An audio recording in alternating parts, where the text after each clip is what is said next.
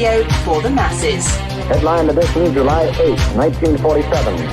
The Army Air Forces has announced that a flying disc has been found and is now in the possession of the Army. If the game is rigged, change the game. Game changer. I occasionally think how quickly our differences worldwide would vanish if we were facing an alien threat from outside this world. This is Fade to Black with your host, Jimmy Church, on the Game Changer Radio Network. I need your help to get to the year 1985. You are listening to Fade to Black with Jimmy Church on the Game Changer Network.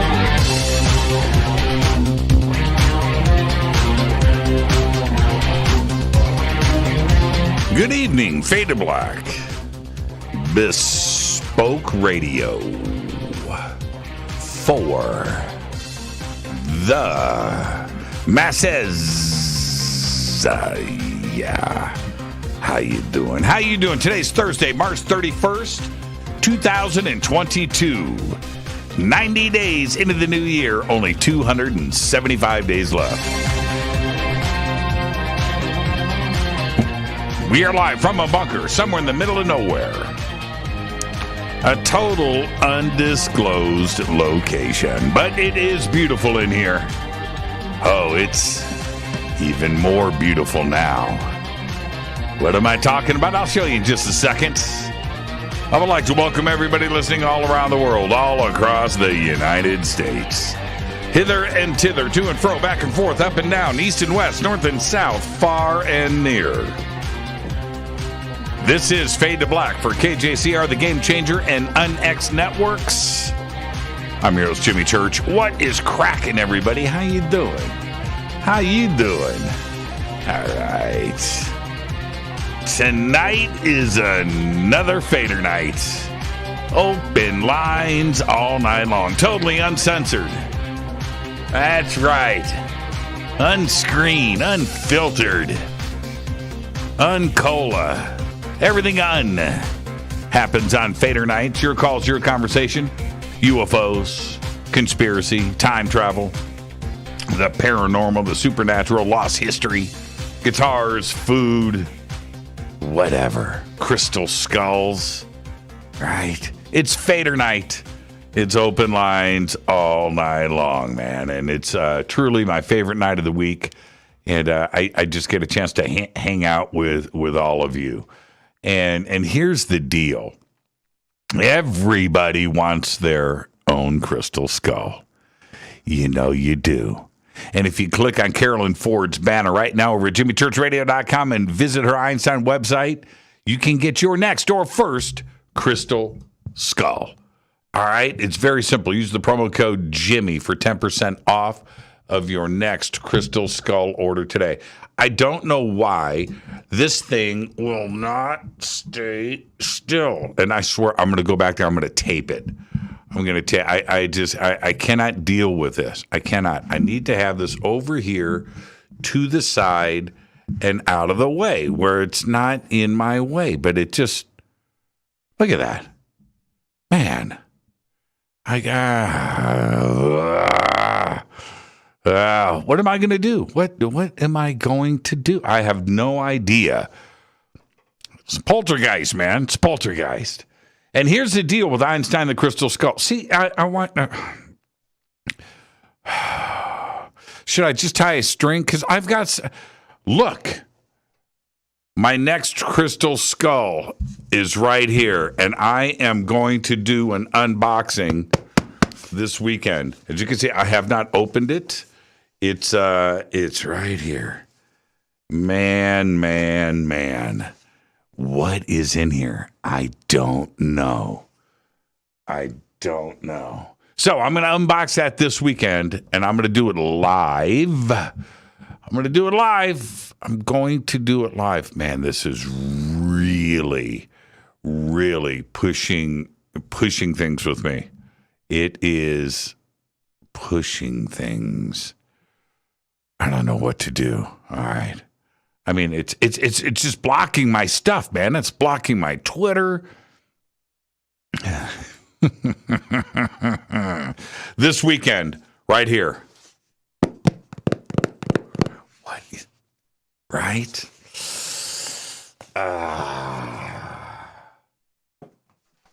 Unboxing. I love it, man. I love unboxing, the suspense. And you got to do it real. I mean, it's real. That's going to stay sealed. I am going to go whap, and you're all going to see it along with me for the very first time. Coming up, June 18th, Saturday, one-day event. June 18th, right here in Los Angeles, California. It's Disclosure Fest. I am hosting again this year. Been hosting since the first one. And it's 10 a.m. to 10 p.m., one day only, at the Los Angeles State Historic Park in downtown Los Angeles, right next to Chinatown. It's amazing. And I'm going to be there. There's going to be live music performances by Trevor Hall, Desert Dwellers, Poron Gee, and a whole host of other musical guests on 4 stages. And then we're going to have workshops with Billy Carson. Adam Apollo is going to. Don't you want to meet Billy and Adam? They're going to be there. Lori Spagna is going to be there. Laura Eisenhower, Brad Olson, David Palmer. Man, I want David on the show. I want David Palmer on the show. I'm gonna bump somebody next week. I'm gonna bump somebody and get David Palmer on. Yeah.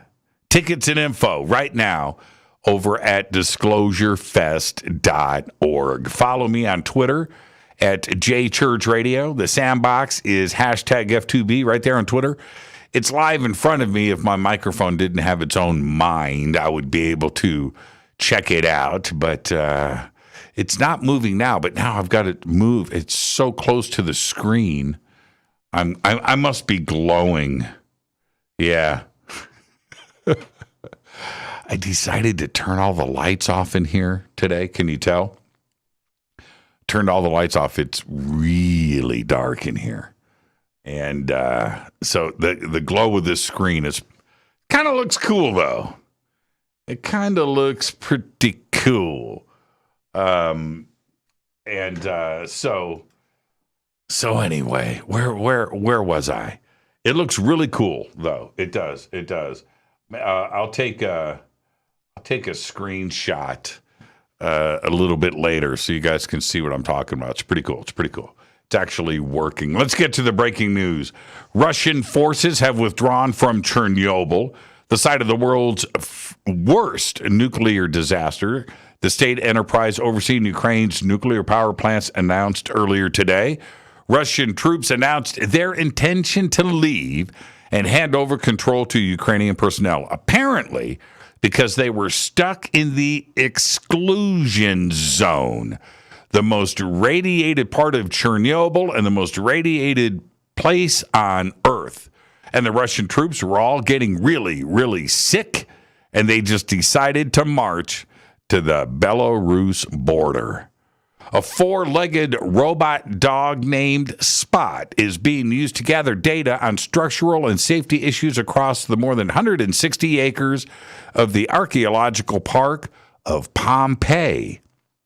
The robot, of course, it's built by Boston Dynamics, can gather data in small places and perhaps even in tunnels that were dug by looters.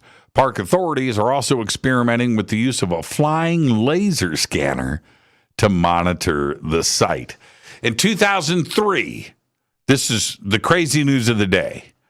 In 2003, the Human Genome Project made history when it sequenced 92% of the human genome. But for nearly 2 decades since, scientists have struggled to decipher the remaining 8%. Now, a team of nearly 100 scientists from the Telomere to Telomere Consortium has unveiled the complete human genome, the first time it has been sequenced in its entirety. The new research introduces 400 million letters to the previously sequenced DNA, an entire chromosome's worth. The full genome will now allow scientists to analyze how DNA differs between people and whether these genetic variations play a role in disease. That's it. The human genome sequence has been completed. Let's get the show cracking. Happy birthday to today. Shirley Jones is 88. Mama Partridge. Ewan McGregor today, 51. Rhea Perlman today is 74. Fun guitarist Jack Antonoff is 38. That dude must be rich. Angus Young is 67. Check this out. Bad Company's guitar great Mick Ralphs today is 78 years old. Warrant guitarist Eric Turner today is 58. Our dead guy's birthday today is Hugh McCracken, 1942 to 2013. Hugh was a guitar player's guitar player. Probably the most recorded guitarist in history, playing on thousands of sessions and hundreds of albums with the best of the world of music, including Steely Dan, Billy Joel, Roberta Flack, B.B. King, John Lennon, Paul McCartney, The Monkees, Paul Simon, Art Garfunkel, James Taylor, Phoebe Snow, Bob Dylan, Carly Simon, Eric Carmen, Loudon Wainwright III, Aretha Franklin, Van Morrison, The Four Seasons, Hall & Oates, Don McLean, Gordon Lightfoot, Foreigner. He played on Foreigner 4. Kelly Clarkson. He played on Stronger. Yeah. And Alicia Keys. He who died on Thursday, March 28th, 2013 of leukemia in Manhattan, New York City. He was 70 years old. On this day in history, 1999, The Matrix is released in theaters. Here's your Fader fact. You ever watch that show, River Monsters? Right? You ever watch that TV show? Well, the TV show River Monsters ended after 9 seasons because its star, Jeremy Wade, had caught every exceptionally large or dangerous fish out there, period. And they had run out of monsters to uncover. And that is your Fader fact. Tonight is another Fader night with open lines all night long. The call-in number 747-228-2051. And right now, I would like to welcome back to Fade to Black, Ronnie McMullen from Life Change Tea. Ronnie, good evening, my man. How you doing? Jimmy Church, how are you doing, my friend? I'm doing great. Man, you're coming in blazing tonight. Well, a little bit. I don't know what's going on. Computers do their own things sometimes. See, this is the thing. If you didn't say anything, nobody would know. That's true. Yeah. Maybe. Less is more. Less is more. What the heck? Ronnie, are you drinking? I've had 3 or 4. Yeah, are you drinking? No. Ronnie, you drinking? You partying? Are you? Oh yeah, me and the dogs. Are you puffing? Are you doing the puff? Puff the Magic Dragon, Live by the Sea. Mm-hmm. See, you know exactly what I'm talking about. I know what you're talking about, brother. I know what you're talking about. Hey, Ronnie, tell the truth to the Fader knots. I mean, I would love to know what it's like to be a rock star, like Ronnie McMullen. Tell me, man, did you let it all go when you were a kid? You were fun to hang out with, weren't you? I actually was not. I actually was the guy in the corner that nobody wanted to be around. I'm not buying it, man. I'm just not buying it. See, when you get to be as cool, right, as you are, that means you've seen it all, right? And when you get to our age and you're still trying to party, that's because you weren't cool when you were young. when you get it all out of your system, like me, I did not hold back. Oh, no. I'm lucky to be here right now, if you want to know the truth. And that's it, So, yeah, I can only imagine what you were like. But it was probably before electricity. Oh, ow. Hey, have you ever Ralphed in front of Jack in the Box? That's when you know you're somebody. You know what I did? At 8:30, by the way. Okay, check this out. Okay, I'm going to share this story.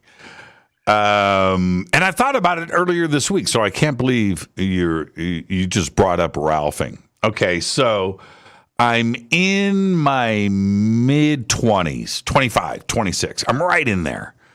And the heyday of Hollywood, right? Sunset Strip, it's all going down. And I am at the home. I'm with a friend. I'm at the home of the most famous rock and roll photographer in the world. I'm not going to say who it is, okay, because there's a lot of great ones, but whoever you're thinking of, it's like that, right? Shooting the cover of Rolling Stone, whatever. So I'm at his house, and it's pretty cool, man, right? And I'm in the moment, and it's great. It's just the three of us there. And we're talking and things, and I'm just in, and I stand up. I'm not feeling right. And I stand up, and I throw up in the middle of his living room on his carpet. I just stand up, and I was like, I remember I looked at him, and I might have got the words out like, "Where's your bathroom?" Or he says, "My bathroom's over," whatever, but I must have been like green, but I just went, blah! In the middle of this massive living room in this massive house, and it was in Beverly Hills, man. And Jack in the Box. I believe Jack in the Box was involved.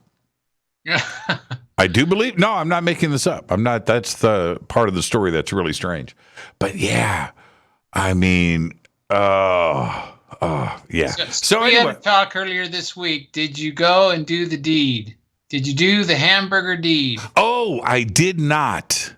Oh my gosh! I did not. Ronnie and I. Fadernights. We were talking about burgers. Yes. We were talking about good burgers. Right. In-N-Out's way up there. Yep. And Tommy's is good. Not maybe the best for you, but it's good. And I wanted to introduce Jimmy back to the Habit. And he was supposed to eat Habit. He's had a couple of days. Yep. He's supposed to eat the Habit. Yep. But he did not. So yep. Let's boo on Jimmy. I know. Boo, True story. boo. True story. Ronnie and I were talking, about what's a good burger that's still healthy. We had taken a few things off the list. Burger King off the list, McDonald's off the list. You just take Carl's Jr. off the list. You just take things off the list, right? And it was really funny. I said Tommy's, and Ronnie goes, "What, Tom?" I said, "Look, Tommy's tastes so good that you don't give a blank." That's the I don't give a blank burger. You don't care. It just tastes too good. You don't care what is in there. It's just delicious. But then Ronnie said Hamburger Habit. And I've never eaten there. And there's one just a couple blocks from my house. It's always busy. And I promised Ronnie that I would go and check it out. He said, "Man, you'll see." And I said, "Okay, all right, I'll go check out the Habit. I've never eaten there, at least not to my memory. And if I have, it's been a long time. So I just really don't remember. So I've got to go check out the Habit. Maybe I'll do that tonight after the show." There you go. Let's defer this over to the Fadernauts. Is the Hamburger Habit all that? Let's see what the Fadernauts say. The Hamburger Habit. They would have to live. Are they only in Southern California? Ooh. No, they're in Arizona. Oh, they are. Okay. So then, okay. Let's see what the Fadernaut ranking is on the Habit. Ronnie's saying it's In-N-Out good. That's It's how different because it's a charbroil, but yes, it's very good.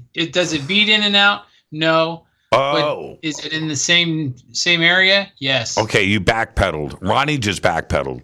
You can. Nobody can say a burger is better than In-N-Out. That's tough. That's a tough tough call, man. In-N-Out does everything right. Somebody just said, I hope it wasn't 1993 Jack in the Box. It was worse. It was 87. When I was a kid, I want to get to, after all of this fast food talk, we definitely need to talk about Get the Tea after this. But here's the deal. When I first came out to California, there's no Jack in the Box, in Indianapolis. So I fly out here and I heard about Jack in the Box. And so I fly out. This is 84. And across the street from where I worked was a Jack in the Box. I could see it, right? It's right there. So I drive down and I go in and I'm not making this up, I get 2 Jack in the Box tacos. Mystery tacos. Yeah, thinking they were going to be delicious, right? So I get 2 Jack in the Box tacos, order fries, Coke, head back, and I take them, and I'm looking at them, and I'm like, what is that? It had a slice of American cheese in it, right? And I was like, what's going on here? And I bit into it. I can't even. It was cat food. That's what it is. I think that's what they do. It's like heated cat food in a taco shell with a slice of American cheese. That's what it tasted like. I was in shock. I was like, this is the most disgusting thing. I was so disappointed. So Mystery disappointed. Tacos. But anyway, how did we? Oh, man. Oh, this is all over Hamburger Habit. So, Ronnie, Life Change Tea. What's going on there this month? Well, Life Change Tea you need after Tommy's, and you definitely need after Jack in the Box. So, yes, it's a digestive move. He's reading the Fadernuts. It's a digestive move, and we always have something on sale.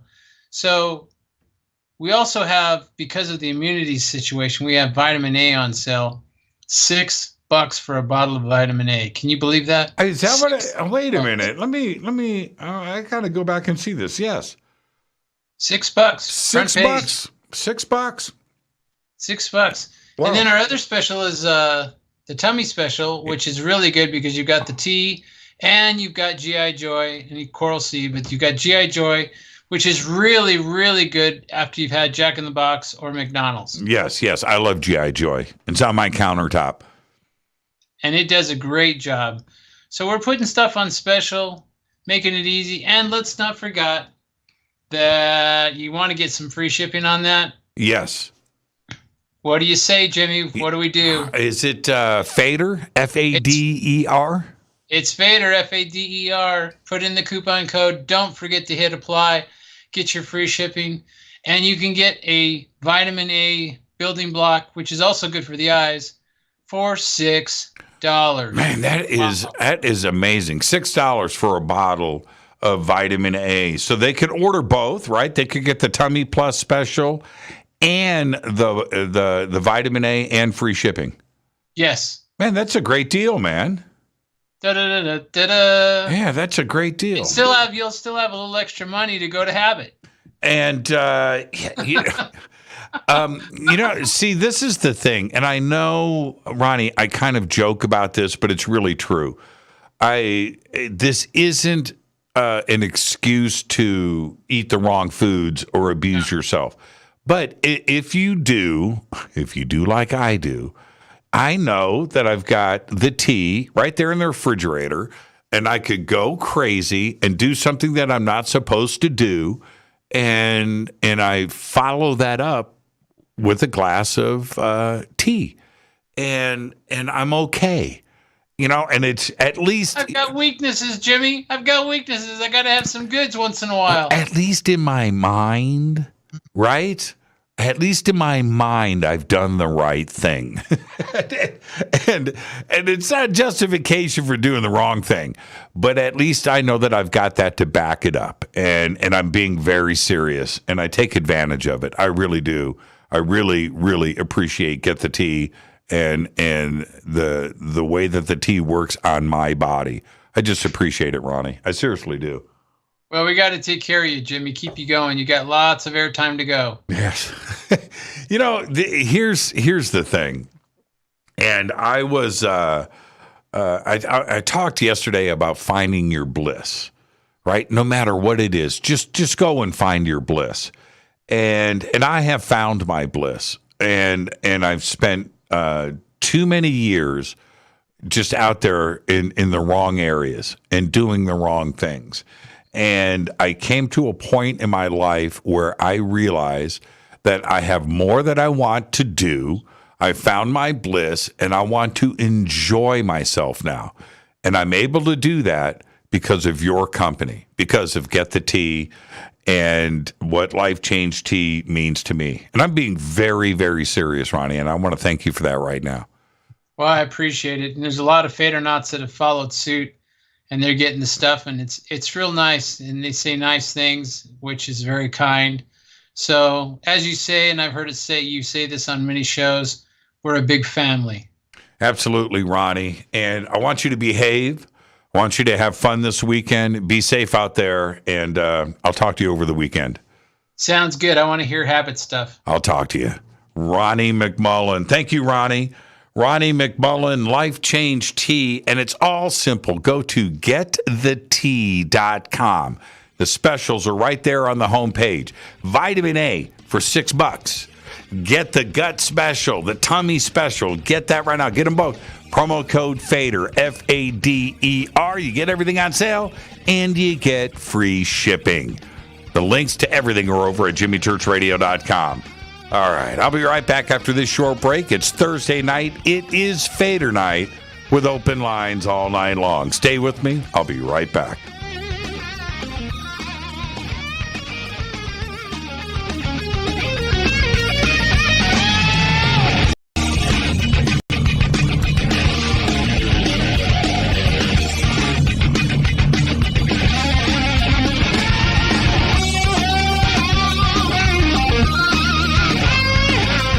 This is Nicole Church, daughter of you-know-who, and you're listening to Fade to Black on jimmychurchradio.com and the Game Changer Network.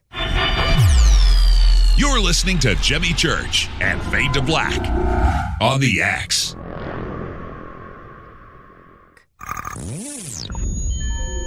You're listening to Jimmy Church, Fade to Black.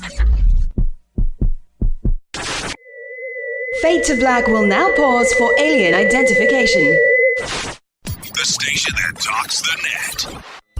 Introducing the Game Changer blend from River Moon Coffee that delivers a customized blend made specifically for the Fadernauts. If the game is rigged, change the game. It's a bolder cup with some bite.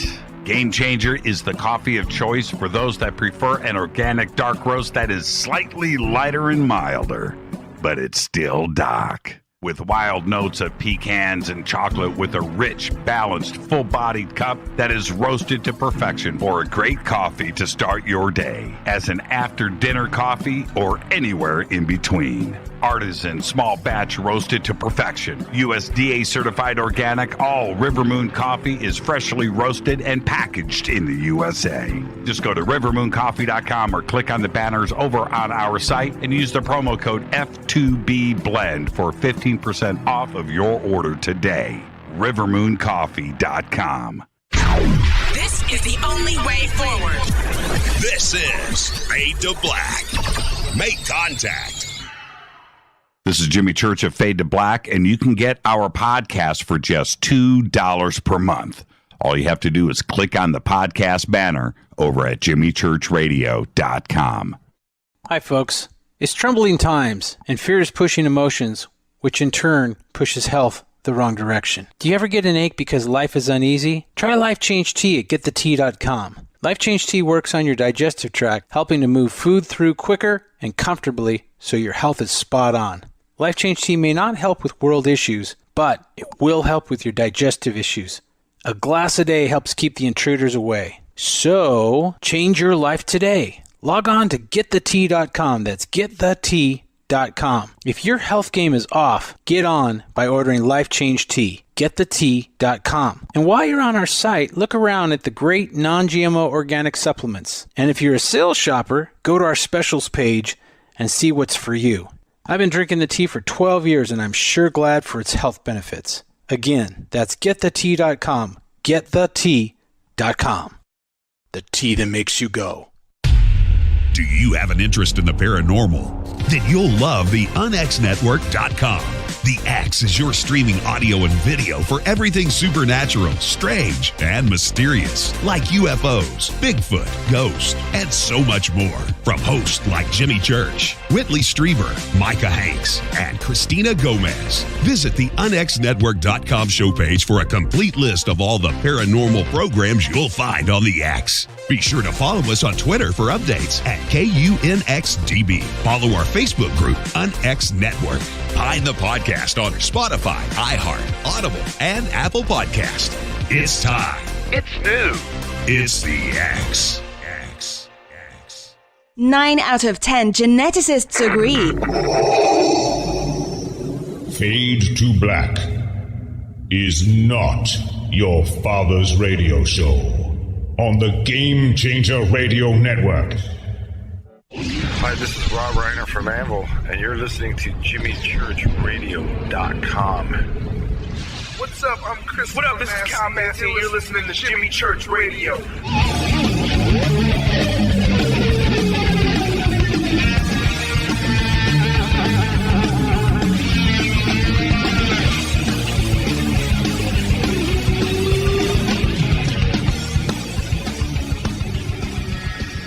Welcome back. Fade to Black. I am your host, Jimmy Church.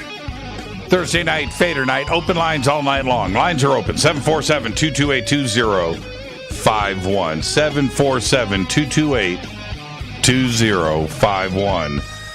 And here's the deal. I've had a pretty crazy week. And what I mean by that is this. Things are heating up in the world of ufology, and I'm gonna play like my best Lou Elizondo impression right now. In that, I can't really talk to you about that right now. Can't do it. But things are really heating up, and I just a couple of things. Went down for me that I thought were pretty unique and a lot of fun. One, I went to Sedona, and I went out sky watching with Michael of Arizona, and had a pretty remarkable night, and saw things and the low and slow, and and I haven't had a really good sky watch like that in a long time, and it was incredible. I don't know what's going on over Sedona, but that was pretty nuts. So anyway, I talked to all of you about what went down Sunday night here when I was binging Bridgerton. By the way, it's a great show, and I had taken a break before episode 8, the last episode of season 2, and I went outside, and I just happened to look up. I just took a break because I wanted to savor, episode 8, and I was texting with Lisa and doing this play-by, totally immersed in season 2. And I just needed to take a break because I knew that this was the last episode. So I went outside. I'd put some food in the oven and it was going to take like a 10-minute break. And I look up, and with the naked eye, I see, a craft. And not to go into the crazy details of everything that unfolded, but I ended up getting my night vision and getting it fired up, and went back, and that object was gone. But then I'm seeing stuff. I mean, it was crazy. And it all went down like within probably, by the time I was done with Starlink, maybe between 5 and 10 minutes have gone by. That was it. And I mean, I was seeing stuff, and I got some emails from some of you out there going, "Come on, man, you made all that up. You probably saw Starlink and no, and I bring all of this up because of this. So in between Sedona and today, right? Like today, my phone, conversations, things, there's stuff going on right now. And I found myself yesterday, and when you do this, when you talk to yourself, it's a serious moment. And I was walking through the house, and I said out loud, what have I got myself into? What have I got myself into? And now, and what I'm trying to say is this. All I really want to do is host a cool show. My bliss. Host a cool show, have guests on, talk about interesting things. Today we did go Beckley Tepe with Christina Gomez. So much fun. And that's it. That's what I see my role in life is, right? My bliss is just to do that. And when I said that to myself yesterday, I was like, man, I just want to be a show host. This is, even for me, this is starting to spin. It's starting to spin out of control. And I'm not really digging this. Now, if there's a flip side, once in a while, I have people around me. And it's interesting and it's a lot of fun to be sitting there and you know, my phone goes off and I go, oh, look who's calling. You know, turn goes off. And they get to hear the conversation. And then they will hear me, you know, make another phone call and do this and do this and do this. And in a lot of ways, that's a lot of fun.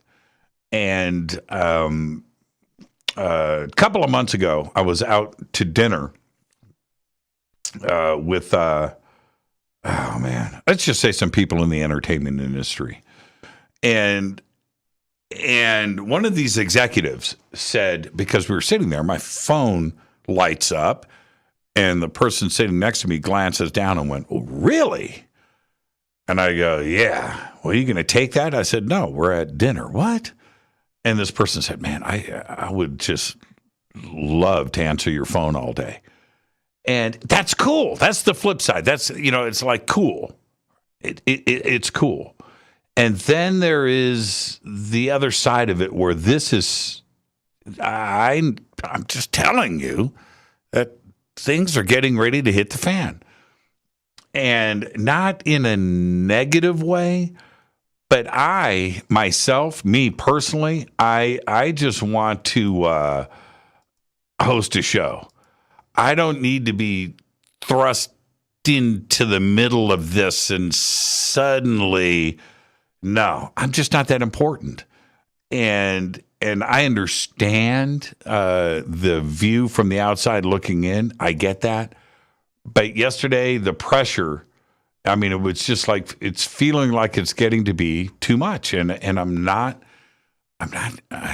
right? Now, let's see if some of these things start to play out. And if they do, like I think they are probably going to do, then it's going to be exciting and it's going to be fun. I would rather just report it. I would rather comment on it. And I don't want to be a part of the story. I'm just telling you. It's crazy. It is crazy. The what Fade to Black, and I'm going to get to phone calls in a second. As things start to show themselves, and I'm sure they will in the next couple of weeks and next few months coming up, that when we started Fade to Black, it was always supposed to be, and it still is, just a show where I get to just have fun and talk and explore and have interesting guests on and hang out with all of you. That's it. That's it. That's it. Right? Because it has grown into what it has, also with this outlying view of respectability, right? It's standing in the community. That is fantastic. That is great. But smoke and mirrors, in my opinion, it's not a vehicle for others to drive. And that's what I'm saying. And I don't want it to turn into that, and it's not going to, even though it feels kind of cool. And if I wasn't, I was on the phone yesterday with somebody, and that was the comment that was made to me, that it's very cool that you have this respect of people out there. Yes, it is. But I'm not the guy. I'm not the guy. I don't want to be the guy. I don't, man. I just want to play guitar and talk UFOs, man. You know, that's it. That's it. I don't want to. No. So we'll see. We'll see how this plays out. And I love this community, and it's all about the community first. This audience, the Fadernauts, you know, all of you come first, and it's pretty exciting now. It's man, and I wish I could say more. Okay, all right. It's a good thing, but I'm not going to be the guy. All right? With that, let's go to the phones. Hi, you're live on Fade to Black. Who's calling? Jimmy, this is Walter from Texas. Hey, Walter from Texas. What's going on? Nothing much. Jimmy, I just want to tell you that you're in the UFO mix. Fade or not is the epicenter of UFO information, and you are the ling reader. See, I don't want to be the guy. I appreciate it though, and you know, I'm thankful and I'm humbled. It's really, really, really cool. But there's a line that I don't want to cross. Right? There's just a line right there. I just don't want to cross it. Let's just, you know, try to rope this thing back in. And I know that there's going to be a point, Walter, where I'm like, man, I wish I was back in 2013. It was a different world back then, and now it's a little bit nuts, and that's all I can say. So what's going on, man? What's on your mind tonight? Well, I got other bad news. I just checked my laundry room, and the dryer sheets are on the floor. Did it to me today. Today. Walter, today. I did 2 loads of laundry. Well, one is still in the dryer, right? Okay. And I thought of you. I swear on all that is holy. So I'm sitting there, you know, got my laundry bag, and I do my thing, and I take, my and freaking bound sheets on the floor. Just like leaped out. They leapt out.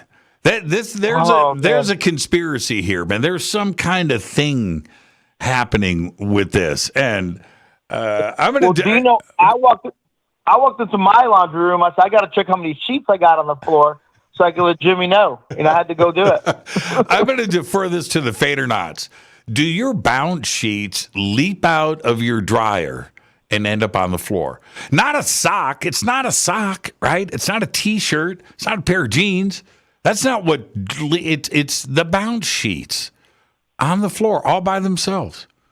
Yeah. It's strange, man. It's a conspiracy. They've designed it. They've designed it into the product.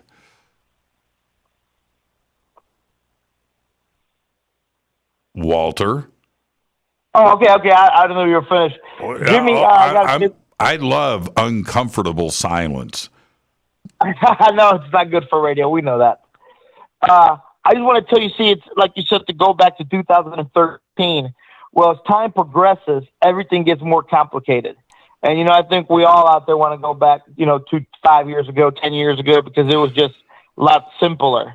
But you're in the mix now, Jimmy. You're in the mix. Thank you, Walter. Enjoy your weekend, and thank you for the phone call, my man.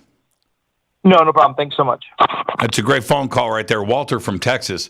And in a weird way, I've talked to you about entropy a million times. And entropy is a fact. Entropy is a fact. Something starts out simple, unravels. No matter how simple it is, it unravels. And best example of entropy, and I've got a zillion, because everything goes through entropy. Everything starts out simple. You move into a house, you've got your son or daughter moves into their new bedroom, and it's clean. Look at that bedroom a year later. That's entropy. Right? That's entropy.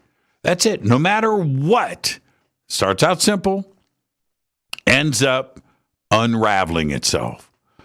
And that's entropy. So maybe the show, in a weird way, it started out simple, and it's just things get complicated no matter what. Let's go back to the phones. Hi, you're live on Fade to Black. Who's calling? Steve in Indiana. Steve in Indiana. Prove it, Steve. What city? Evansville. Oh, Steve in Evansville. How you doing, man? Yeah, I'm from a state that chose a side in the Civil War, not from down south. But did you apologize to John Peter for blowing off his phone call? Who's that? That John Teeter guy. Well, I assume that's who was calling you when you were at that dinner. No, I didn't. But no. I kind of remember that phone call. I do. But there's Jack and Indy, but now, by the way, there's actually like three of them. Greenwood, Avon, and Eastside. There's a Jack in the Box in Avon. There's three in Indy. Yeah. Wow. Yeah, Greenwood. When I went to IU, it was, that was the closest point, the southernmost area. The one in Avon may be closed. There was one on the east side, too, like off of 70 going towards Richmond. But really? Yeah. What? St. Louis? No, I know. I'm from the east side. I'm from the east side. So what do you know what streets on the east side? It's the 465 exit. Like right next to right where 465 meets 70 to head towards Columbus. There's a Waffle House there. I don't know. There's a Waffle House there. There's a Steak and Shake right there at that freeway entrance. Right there. There's a Steak and Shake. Yeah, the Jack, you can see Interstate 465 and 70's interchange from the parking lot of that Jack. Really? So obviously built after I left. There was no Jack in the Box in Indianapolis when I was there. But the 465 and the 70, I lived right there. I mean, I went to Warren Central High School, which is right there at the 465 and 70. So, wow, what a trip. No, I did not know. What's on your mind tonight, man? Just a couple quick things, if I may. When you had Greenwald on earlier this week, I'm a big fan of the FOIA program. I think it's a necessity and all, but I want to ask, if you got a heads up from, somebody on the inside of something that's technically not classified, and they just gave you terminology wording that you could craft a bullseye request, do you not think that they would still just say they didn't find anything? Yeah. Look, you're at the mercy. Right? You don't know. And no matter what, they could get, you're right. I mean, laser, right? I mean, bullseye, right on. There it is. Let's go. They don't have to do anything. And I often. No, like insider. Even worse. Yeah, inside info. Yeah. Like if you got inside info. Right. That they knew. Right. Yeah, that nobody else knew. Right. That's what I'm saying. Yeah. You don't know. You don't know what's going on the other side. And I often picture, the FOIA team on the other side, no matter what John Greenwald is going to tell you, right? they're on the other side going, right? They don't give a crap. And what do you like the new guy. The new guy would say, but it's the law. Yeah. And they all just bust out laughing in the office. Just bust out laughing. Just throwing stuff in the trash, deleting emails. They don't give a crap. Who's going to do what? Is somebody going to lose their job? No. Are they going to get sued? No. Do we know who they are? No. And there's so many layers in between. And I can only imagine how many FOIA requests come in to these different agencies every single day. Holy crap, right? Yeah. I mean, just one after another. And how many get responded to? How many really get, it's, and it's an overwhelming. Here's the deal, Steve. Let me just lay this out directly. Picture a shipping container. Do you have that in your head, right? A shipping container, a semi-trailer, right? A shipping container. Yeah. Put that in your head. Now fill it top to bottom with paper.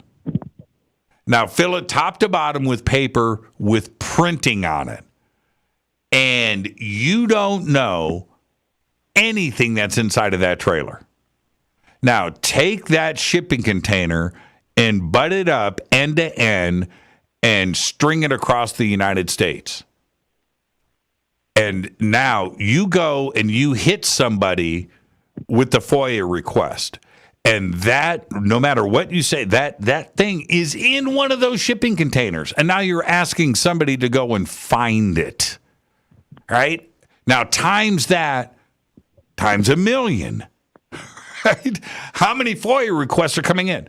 Now, all of these documents are still waiting to get electronically scanned and filed digitally. Right? They're sitting there waiting. And until all of that gets done, there is no real fast way to speed up this process. Some stuff is done. Some stuff is digitized.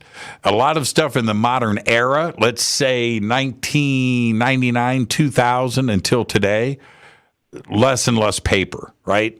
Everything is electronic. It's done on a computer, emails, everything is electronic. But before then, the documents from 1970, 1960, 1950, that stuff is still waiting to be digitized. And so when a FOIA request comes in and it's not digitized and they've got to go chase down a piece of paper that you're asking for, they don't have to do it. What's the motivation?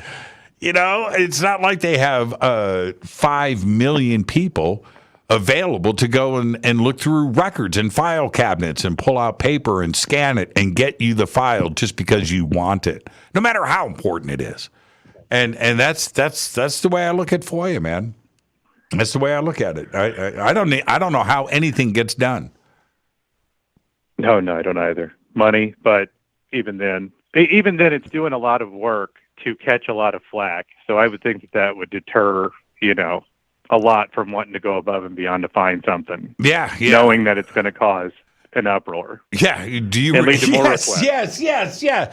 Bingo. Steve, this is like the call of the night, and we've just started the show. But do you remember what Greenwald said? And I'm still floored by this. When the Obama library said, okay, yeah, we got, here's 16 years. 16 years. Yeah. 16 years. And that's totally believable. That is just, I absolutely can see 16 years. Because what's the size of the staff of the Obama library? Okay? You've got the ticket takers at the front of the library. You've got the people that are cleaning. You got this, you got that. You have a staff at the library. How many are dealing with documents? 5? Right? 5, I don't know. I'm thinking we'd be lucky if there were 5 people handling documents. 20? I don't know. But if you're suddenly looking at, what did he say the number was? 100,000 pieces of paper? 100,000? And he wants digital copies of that? 16 years, bro. You want it or not? If you do. Yeah, I think they go over on the estimate, hoping to chase you away. It's like, last year I was out there where you're at, and I wanted to go to In-N-Out myself, and you see that drive-through line, and it's like, maybe tomorrow. Yeah, maybe tomorrow. You know, because it's wraps around the block, and you're just like, so you hear 16 years, you're probably just going to throw up the hands and say, well, I tried. Yeah. Okay. All right. Well, thank you very much. Have a nice day. You too. You know, and I totally get that. I totally do. Hey, man, I miss Indiana. Yeah, go ahead. One other thing, because never get a chance to talk to Lou, and maybe you've heard it when he made the somber comment. It's always stuck with me. And if I could ever ask him one question, or maybe you've heard somebody ask him, was the somber reaction something to what may happen in the future or what everything is based on? Ooh, man, that's tasty. And I think that's vague enough to be answered from like an NDA perspective. Yeah. So yeah. It would say a lot without saying much. Yeah. Okay. I'll remember that. It. I'll remember that. Good. Hey, Steve, behave and be well in Hoosier Land, man. Thank you so much. Have a great night. And I'm going to take a quick break. And it's Thursday night. It's Fadernight, 747-228-2051. I am your host, Jimmy Church. It's your calls. It's your conversation all night long. On the Game Changer and UnX networks, Race Hobbs. I'll be right back after this short break. Stay with us.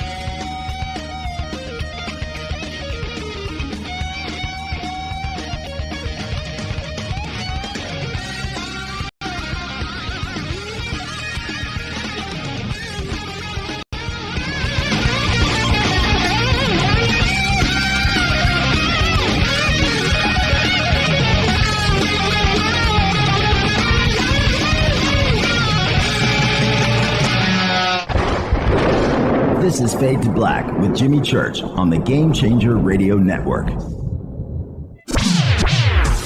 Your 1 million gigawatt paranormal powerhouse, KUNX-DB, The X. This is Billy Carson with ForbiddenKnowledge.tv. Forbidden Knowledge TV has just reached its 1-year anniversary. That's right, 1 year. And as a show of appreciation, we are giving all new subscribers a free 30-day trial of ForbiddenKnowledge.tv. That's 30 days to binge watch thousands of movies, documentaries, conferences, workshops, lectures, yoga classes, meditation courses, and so much more. So log on to ForbiddenKnowledge.tv from your computer or mobile device, or get the Forbidden Knowledge TV app on Apple TV, Roku, Amazon, iTunes, or Google Play today, and use coupon code 30daysfree. That's coupon code 30 days free on ForbiddenKnowledge.tv today. Because you never got that pony you always wanted. Damn it.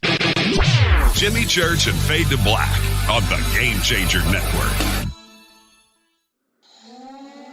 Listen, I know, and you know, that you've always wanted your first crystal skull. Or maybe you're a collector just like me, but you just don't know where to go to find the real thing. Then I met Carolyn Ford over at EinsteinTheCrystalSkull.com. Carolyn is the guardian of Einstein, one of the most respected ancient crystal skulls in the world. All of her unique skulls have been imprinted sitting with Einstein in his sacred lodge and are carved from the finest gemstone and materials. Imprinting is the process of receiving the ancient wisdom from the master skull or master computer, Einstein, the ancient crystal skull. To see Carolyn's current collection of crystal skulls, just visit her store at EinsteinTheCrystalSkull.com or click on the banner over on our site. Don't forget to use the promo code Jimmy at checkout to receive 10% off of your order today. That's promo code Jimmy. Finding your first or next crystal skull is easy. Just visit EinsteinTheCrystalSkull.com.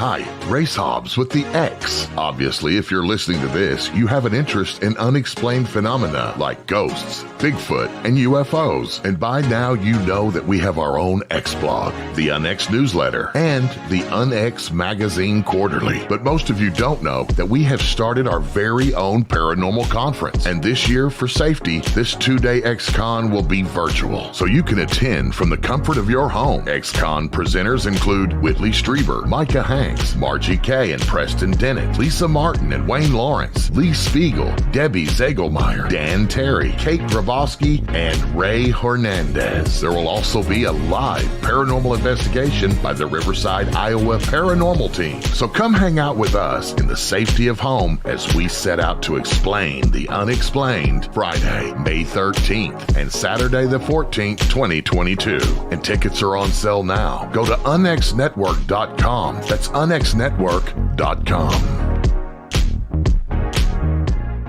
Hello, I'm Katie, and you're listening to my main man, Jimmy Church, on jimmychurchradio.com. Hi, this is Race Hobbs here, repping the planet, and you're listening to my good friend, Jimmy Church, Fade to Black. This is Toby Kebbell. You're listening to jimmychurchradio.com. Don't hurt me, Jimmy. I'm only little. Hey, I'm Adrian Grenier. And this is Ari Gold. We're the Honey Brothers. We're of the Honey Brothers. Hey, I'm Adrian Grenier. And I'm Ari Gold. We're the Honey Brothers. And you're listening to Jimmy Church. The Revolution. This is Jimmy Church of Fade to Black, and you can become an official Fadernight by just going to our membership section at jimmychurchradio.com. Hello, this is Serena Wright Taylor from Conscious Life Expo, and you're listening to Fade to Black with Jimmy Church, who holds the Lucky Pony record for the best astrological chart since 1963. True story. This is Micah Hanks of the Gralien Report, and you're listening to Jimmy Church on Fade to Black.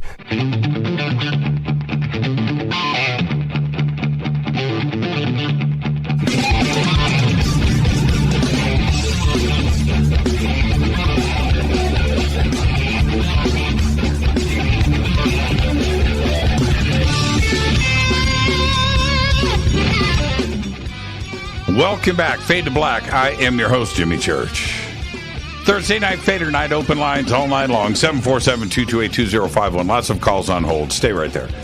I just checked the Hamburger Habit store hours, open till 11. Am I going to do the Habit tonight after the show?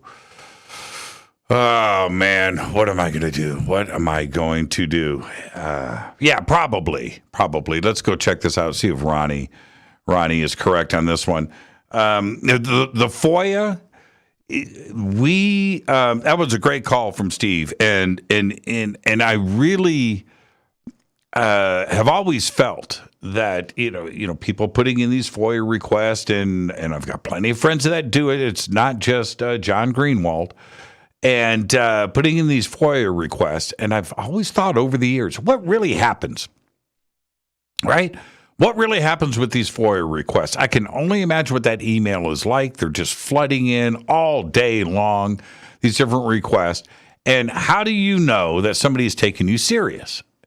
And the FOIA request could be on anything, all right? Now, in our community, it's UFOs, right? Okay, all right.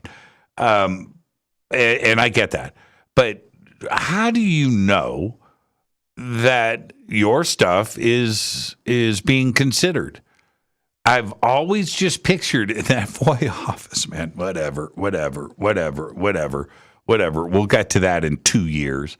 Get to that in 3 years, whatever. Delete, crash, filling up the trash. What? That's the way I picture it. What gets through and what doesn't. And I am being very, very serious, and when John Greenwald, and I love it when he gives the updates, he will, 7 years ago, I put in this FOIA request and the CIA sent me a trunk full of stuff today. 10 years ago, I put in this request, I did the appeal, and I got 1,000 documents today. 10 years, 5 years, 10 years. and longer with John. And I don't know how many millions of documents he has online. And here's the deal. He only posts on the Black Vault. And I want to be very clear here. And John, if I've got this wrong, you can text me and tell me if I've got this wrong. John only posts and uploads the stuff that he gets from FOIA, direct documents. That's it. That's the only thing that you find on the Black Vault, and through the stuff that he gets through his FOIA work, and that's it. So I don't know what he's got, 10 million pages of documents. Think about that. How many FOIA requests he's got going on at any given moment, and having to follow up, file appeals, and understand the process. And how much of that is he aware of, and how much of the FOIA stuff that he never hears back ever again. Oh, man, I'm sure he would laugh at that comment. So with that, let's get back to the phones. Hi, you're live on Fade to Black. Who's calling? Jim?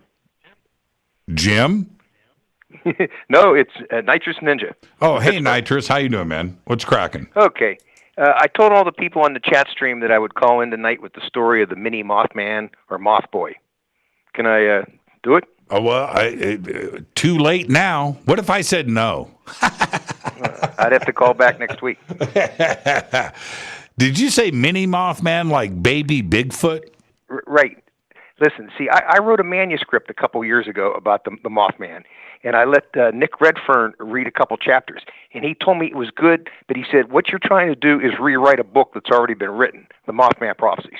So I never went ahead with it. And what I was going to do was Rosemary Ellen Guiley started publishing books, and I was going to have Rosemary Ellen Guiley publish it, and then she got the pancreatic cancer and died. So what I'm going to do now is what Nick recommended. He said, you sound like you've had enough adventures of your own that are current to write a manuscript about that. But I still have my old manuscript, and this has the story of the mini Mothman. Can I read a couple sentences? Jim? Does this star Michael J. Fox? No. Okay. All right. It occurs on the night of December 7th, 1966. Okay. 4 women who worked at the Goodyear Tire Factory at Logan, Ohio, were driving home from work on Route 33 towards Nelsonville when all 4 spotted the creature near the Athens-Hocking County line. Okay. At around 11:30 p.m., driver Dixie Offlick pulled off the road so one of the passengers could open and then fully close a partially shut door. She had pulled back onto the road, traveling southeast, and after going only several hundred feet, the Mothman flew at their car from the right side of the road. There was a small swamp off to the right between the highway and the railroad that extended to the nearby Hocking River. Okay. The other front seat passenger, Edna Guess, said the creature barely missed the top of the car as it flew over the vehicle roof. No way. Mrs. Guess said the Mothman could be plainly seen as it flew on its near collision course with their car. She described large red eyes and said the feathers looked to be silvery brown color. And in a novel twist, they claimed a smaller but similar bird flew close behind. This smaller mystery bird would be seen several times later by itself. Right. Now that smaller Mothman is what I call the mini Mothman or Moth Boy. And Jim, do you remember a few years ago, about 15 years ago, there was a paranormal television show called Fact or Faked? With Ben Hansen. Correct. Well, one night they had some a dash cam footage from someone from Stark County, Ohio. That's about 100 miles northeast of this Route 33 that I was telling you about between Logan and Nelsonville. And it looked like the Mothman, but it was too small for because the regular Mothman, his wingspan covers a whole 2-lane road from left to right. And the creature that was on that Fact or Faked, the wingspan only covered about 1 lane. So I thought it must have been this mini Mothman that was seen back on December 7th, 1966 by the 4 ladies driving home from the Goodyear factory at Logan, Ohio. So what you're recounting to us is an actual incident. Correct. Okay. I thought this was part of your screenplay. No, it's not a screenplay. I wrote this is real. This was real. Okay. So the 4. Let's get back to it. Let's get to the meat and potatoes here. Well, that was it. Often these kind of accounts are short. And it was just these 4 ladies who had worked at the Goodyear factory, right. had gotten off work, right, and they were the Goodyear factory was at Logan, Ohio, and they were driving southeast on Route 33. This is in Ohio, towards Nelsonville from Logan. And like they said, it was around 11:30 p.m. when the driver, Dixie Offlick, pulled off the road so one of the passengers could open and then fully close a partially shut door. And then, like I said, she had pulled back onto the road when the Mothman flew over their car from the right side of the road. And like I said, there was a swamp off to. This occurred. You can find this on a map because, like they said, it happened right around the county line between. What is it here? So the baby Mothman part of this comes because the wingspan wasn't as wide as the other reported Mothman sightings. Right. Yeah. Well, do you remember what I said? The first Mothman flew right over their car, and then shortly behind it, a similar but smaller bird flew close behind. Right. And that's the one I call the mini Mothman. So did they say that he hadn't started shaving yet? Maybe had a baby face? I don't know. They just said it looked like the bigger one, but it was smaller. Well, I'm saying Clyde Lewis. I don't know if you know who Clyde Lewis is, but Clyde. Yeah, he did. Okay, so Clyde calls in to Fade to Black one night, and he tells us about this baby Bigfoot sighting that they had. And he said that they were in this cabin. They're drinking coffee. It's in the morning. And this baby Bigfoot, he said it looked just like Michael J. Fox from Teen Wolf, came up and looked in the screen door and kind of checked everybody out. Everybody jumps, and they look at the baby Bigfoot, and baby Bigfoot turns around and runs into the woods. And they turned around and gave chase, but lost him. But I said, well, what did he look like? He goes, dude, he had a baby face like Michael J. Fox in Teen Wolf. He had a baby face. It was obvious. I said, and he was naked? He was naked. He was a naked baby Bigfoot. And so that's why I was asking you, was there something that gave an indication of, infant, a teen Mothman? Well, just that it was smaller. Just that it was smaller. They saw the regular Mothman, right. And then just moments later, this smaller one was following it, and so they could tell it looked. And they said it looked like the first bird, but right. It was just much smaller. Right, kind of like a mama duck with a duckling behind it. Right. Right. Hey, Jim, I'll tell you what, if you ever make it to the Mothman Festival, which is the third weekend in September every year, right. We could take you up. I know a bunch of the other guys that are really into it. We could take you up there to the TNT area and show you where many of the most famous events from the Mothman prophecies occurred. I would love to have that. Can I meet Mothman? Does that still happen? Do you guys still run into Mothman? Yeah, people still do see it every once in a while. Jim. Right. The glowing eyes, the grace, right?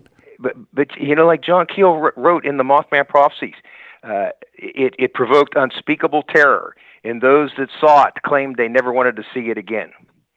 Well, so although I go into that TNT area, I never really want to see it. I suppose it would be pretty scary. I mean, I suppose. Look, how many times have you watched Richard Gere? How many times have you watched the movie? Oh, I've watched that many times. Yeah, me too. And I'm kind of freaked out. Do you remember when there's a scene in the movie there's no Mothman in the scene, but when he keeps going back to the white farmhouse, right? And that kind of trips me out. I mean, what is behind that? And he doesn't know if he's having some kind of weird dream, what is happening with this. That's kind of frightening just in of itself. And you're not seeing a monster, right? But he's going through this paranormal town, right? Maybe, I don't know what you want to call it. A time slip. There's something occurring there. And that right there is pretty scary. Well, Jim, you have to get a copy of the book and read the book. Oh, I have. The movie's... you haven't? Oh, yeah, of course. Come on, man. I can't do a show like this and not read John Keel. Okay. I wanted to tell you something else, though, about this sighting of the mini Mothman. It occurred on December 7th, 1966. Okay. And that was also the day that John Keel first arrived in Point Pleasant. And he went up to the TNT area that night with some of the locals. And although he didn't see it, some of the people that were with him claimed that they saw it inside the North Power Plant. Do you think, before I let you go, Nitrous, I think there's two things that we appreciate about John Keel. One, his fascination with all things strange, that there's something going on, and he's in mad pursuit of that. Then there's another side of him where he is able to write really, really, really well. And when you read Keel, do you ever stop and go, man, okay, this is cool. I get it, but he's making it up. Do you ever feel that? Well, I've heard other people say that the man was incapable of writing a dull sentence. 100%. No, he was one of the great writers, period.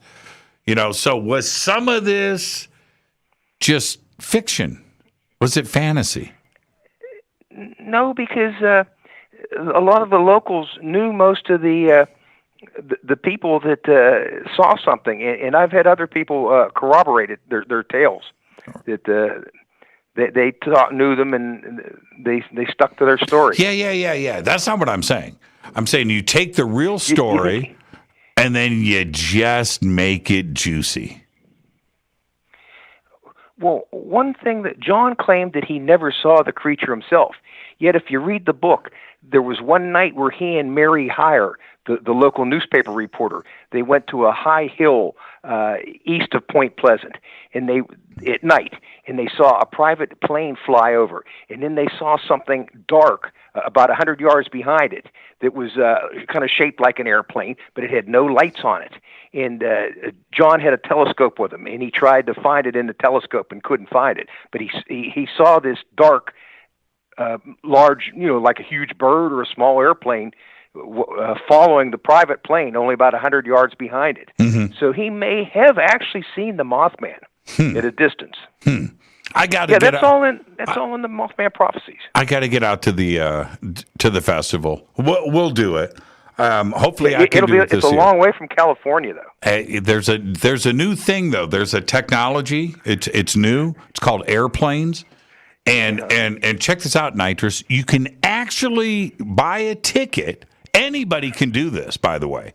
You can get on the plane and fly to another city. It's incredible. And it doesn't take very long. It doesn't take very long. I think from Los Angeles, I know this sounds like teleportation, but from Los Angeles to Ohio, 4 hours, 4.5 hours.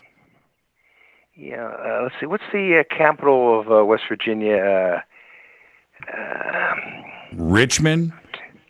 I'm trying to think of what it is. They have an airport. You could fly in there and rent a car and drive to the Point Pleasant for the festival. You can rent a car? See? Yeah. See, it's easy. Yeah. It's easy. We have the technology to get this done. And like I said, some of us that are the diehards, we'll take you up to the TNT area and show you where the events occurred, where that most famous Mothman sighting occurred, where Linda Scarberry saw it on November 15th, 1966, in front of the North Power Plant. We can take you right up to there. Man, I dig it. Nitrous, man, be safe and have a great weekend. Thank you so much. Okay, Jim. Bye-bye. Great phone call right there. Nitrous Ninja. The name is Nitrous Ninja. I really appreciate his passion when it comes to Mothman. And I've often said, no matter what it is, especially inside of this community, but it doesn't matter if it's sports or it can be anything, the stock market, it doesn't matter. People research and they have deep knowledge. And in the UFO community, the paranormal community, we have people like Nitrous running around that are passionate about this, that study it, and are deep in it. And I really have mad respect for that. Thank you for the phone call, Nitrous. And Baby Mothman. What do you say? Mini Mothman? You got to love that. You got to love that. Teen Wolf, Michael J. Fox. All right, let's see who's up next. Hi, you're live on Fade to Black. Who's calling? Hi, Jimmy. It's Amy from New York. How are you tonight? I'm doing good, Amy. How are you? What part of New York? I'm about an hour from Buffalo. Oh. Hilly, remote. Is it? And how close are you to Rochester? I'm about 45 minutes from Rochester. Really? You ever bump into Richard Dolan? No, that would be kind of cool, though. So who knows? Maybe I will. He's running around up there, and I know. Yeah, got a lot of friends. Upstate New York is beautiful. That whole area, Buffalo, Rochester, Syracuse, love it. Even Poughkeepsie's got its own charm. So there you go. Yeah, there's a lot of coolness here. There certainly is. What's on your mind tonight? All right. Well, I first wanted to say thank you, and I'm going to kind of touch on your monologue from yesterday. My husband told me to listen to it. I'm somebody who is very spiritual. I believe in signs and synchronicities and all that wonderful magic stuff the universe does, to show us that we're doing the right things and helping us out along the way.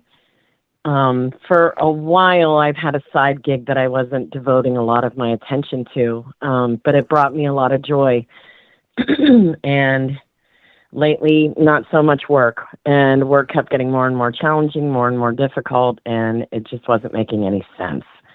The amount of drive time that I had, gas factoring in, hours, you name it. Sure. And so I took that kind of as one of my signs that, my side business, where my passion is getting, it's growing. I'm paying more attention to it. It has potential. And so I put in my 2 weeks notice. Tomorrow will be my last day, but I'm, anxious, nervous, Shut up. Are you being serious? Amy, are you being serious right now? You're not just... No, I am not blowing smoke up your wazoo. Right on. So, on. I kept looking for signs and asking for signs, and I got one the day that I put my 2 weeks notice in, because I said, okay, universe, I'm trusting you, I'm listening, I'm not asking you for anything else. Right. And as tomorrow comes, I'm getting, nervous and scared and all that stuff that when you change directions, that happens. Yep. And then my husband said, you might want to listen to Church's monologue. And I did. And I thought that was my final, go get it. That was my final thing from the universe. You were part of my universal signs. So thank you. Well, and one of the things, and I'm going to thank you. Okay. But here's the deal. You said the key word, scared, right? And I actually, mentioned that last night, that for those that are aware, that there could be a play, but they're scared, right? And I get that. I totally understand it. And if it's easy and if it's not scary, then it's probably not the right thing to do, right? So, you know what I mean? And you need to overcome that, and you did. So when you say the word scared, tell everybody how you overcame it. What made you make the move? Because in my business, I do a lot of counseling and talking to people and empowering them to make better decisions for themselves so that they're finding their happiness. Right. And I realized, I wasn't being quite as honest with myself and being as bold as I would direct somebody else. If I was talking to somebody else that sounded just like me, what would I tell them? And that's when I said, you got to do it. You got to do it. You got to do it. And if you're giving other people that advice and you're not following your own advice, that's a weird feeling driving home, right? I mean, yeah. Oh, absolutely. Look, when some car salesman is going, man, this is the best car in the world. Well, okay, what do you drive, bro? Well, you know what I mean? Tell me what you drive. What is it that you drive? Let me look at that car. And but it's really exactly what you're saying right there. If you're going to give people that kind of advice, and trying to help them, and you're not living by your own words, that's kind of funky. So now you've got to feel pretty good about yourself that you're backing up your own thing. Yep. So can I ask you what your bliss is? What's your bliss? What is it? What's the big move? My bliss is spiritual advisement. All different forms, empowering people through magic, spiritual advice, guidance, just talking and sharing experiences and healing and all of that kind of stuff to have people live more productive and happy lives. And because you kind of, I'm sorry, sorry. No, go ahead. You kind of said something that I always kind of quote to people a lot. I've worked with people at the end of their lives in a lot of my jobs. And the one thing that I always heard was what they wish they would have done. Their advice to me all the time is do it. Do it before you're sitting where I'm at and wishing that you had. And so, I got wisdom from them too. So. Well, it's so true, and nobody wants to be that, but also that person, but also nobody wants to think like that either. They don't want to have that thought. Well, you know what? You actually should have that thought. And somebody that is in that position, like you're saying, when they share that with you, you may not want to hear it, but you're hearing it from somebody that is feeling that. Man, I coulda, I shoulda, I didn't, and I knew I was good enough, but I just didn't do it for whatever reasons. They were scared, they were stuck in their job, they're stuck in whatever it is, right? But they didn't pull the trigger. Well, you only got one crack at this. You do. You've only got one crack, and do it happy. I say, Amy, I said something on the show. This was many years ago. Maybe I should go back and revisit it, or I'll kind of do it right now. All right. So I'm going to do this on my phone in real time. I'm taking out my calculator.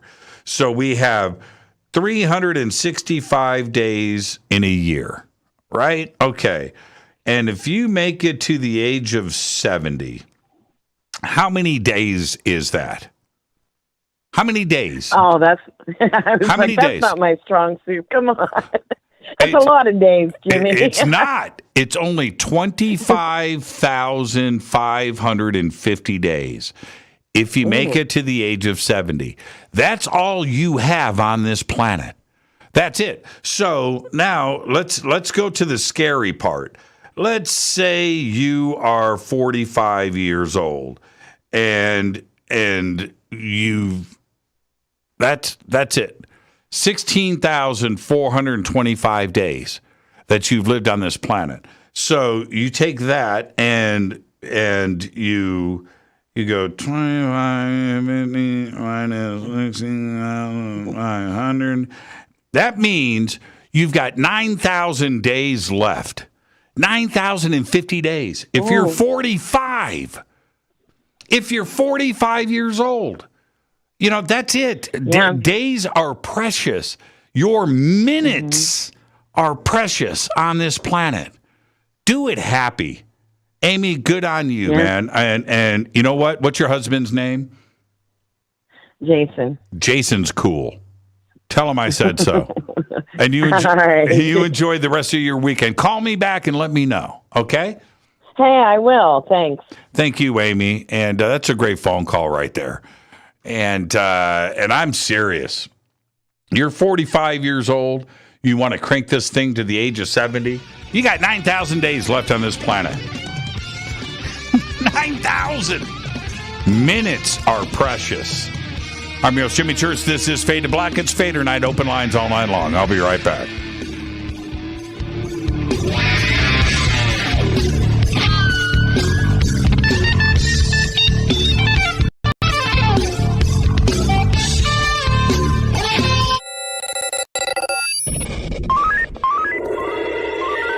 Way out here, we listen to Jimmy Church. You're listening to Fade to Black. You're listening to Jimmy Church and Fade to Black on the X. ¿Qué tal, mis amigos? Yo soy Mario Carson, el tiburón, y los invito para que escuchen a mi buen amigo Jimmy Church Radio. ¡Claro que sí! This is Jimmy Church. Jason Martell's book, Knowledge Apocalypse 10-Year Anniversary Edition, is now available. Most ancient cultures speak of a time when their gods visited them. They never say their gods came from across the ocean or from the mountains. They always came down from the skies. Was ancient man visited by gods or extraterrestrials? We have not been told the full truth about our human past. There was a time when all the ancient cultures lived amongst beings they considered their gods. The search for truth leads us down the path of learning where the ETs might come from and why they are here. To understand some of these advanced topics and learn the truth about human origins, buy the new book from Jason Martell, Knowledge Apocalypse, now in its 10-year anniversary edition, available on Amazon.com by clicking on the banners over on our site, or simply visit jasonmartell.com. That's jasonmartell.com. Do you want to be an official Fadernaut? Of course you do. This is Jimmy Church of Fade to Black. Just go to our membership section at jimmychurchradio.com. Fadernauts, when you think about the future of our country and where we're headed, do you wonder about the food supply? I do. Disruptions in the food supply chain could be disastrous, and they usually occur with little warning. That's why the smartest thing you can do today is to stockpile emergency food, water, and other essentials. I personally recommend My Patriot Supply. They're the nation's largest emergency preparedness company, serving millions of customers for more than a decade. In fact, they're the only source my family trusts for our preparedness plan. You should too. Right now, save 20% off a full 4-week supply of delicious meals that provide 2,000 calories a day. Saving 20% helps too, doesn't it? Especially now. So go to preparewithjimmy.com and get ready. That's preparewithjimmy.com. There's no time to lose. Do it now. So, you love talk radio? Then you'll love TalkStreamLive.com. TalkStream Live is always on, 24/7, with the best streaming talk shows. Find your favorite talkers and discover some new ones. It's free, readily available online or on mobile with any smartphone or tablet. Finding your favorite talk shows all in one place has gotten a whole lot easier. Just go to TalkStreamLive.com. Be sure to download the free apps from Google Play or the iTunes App Store. You listen to us, and we listen to you. And so does the CIA. You are listening to Fade to Black with Jimmy Church on the Game Changer Network. Oi, oi, I'm Reese Evans. You're listening to Jimmy Church. This is Revolution. The revolution will not be televised. The revolution is on radio. Ciao.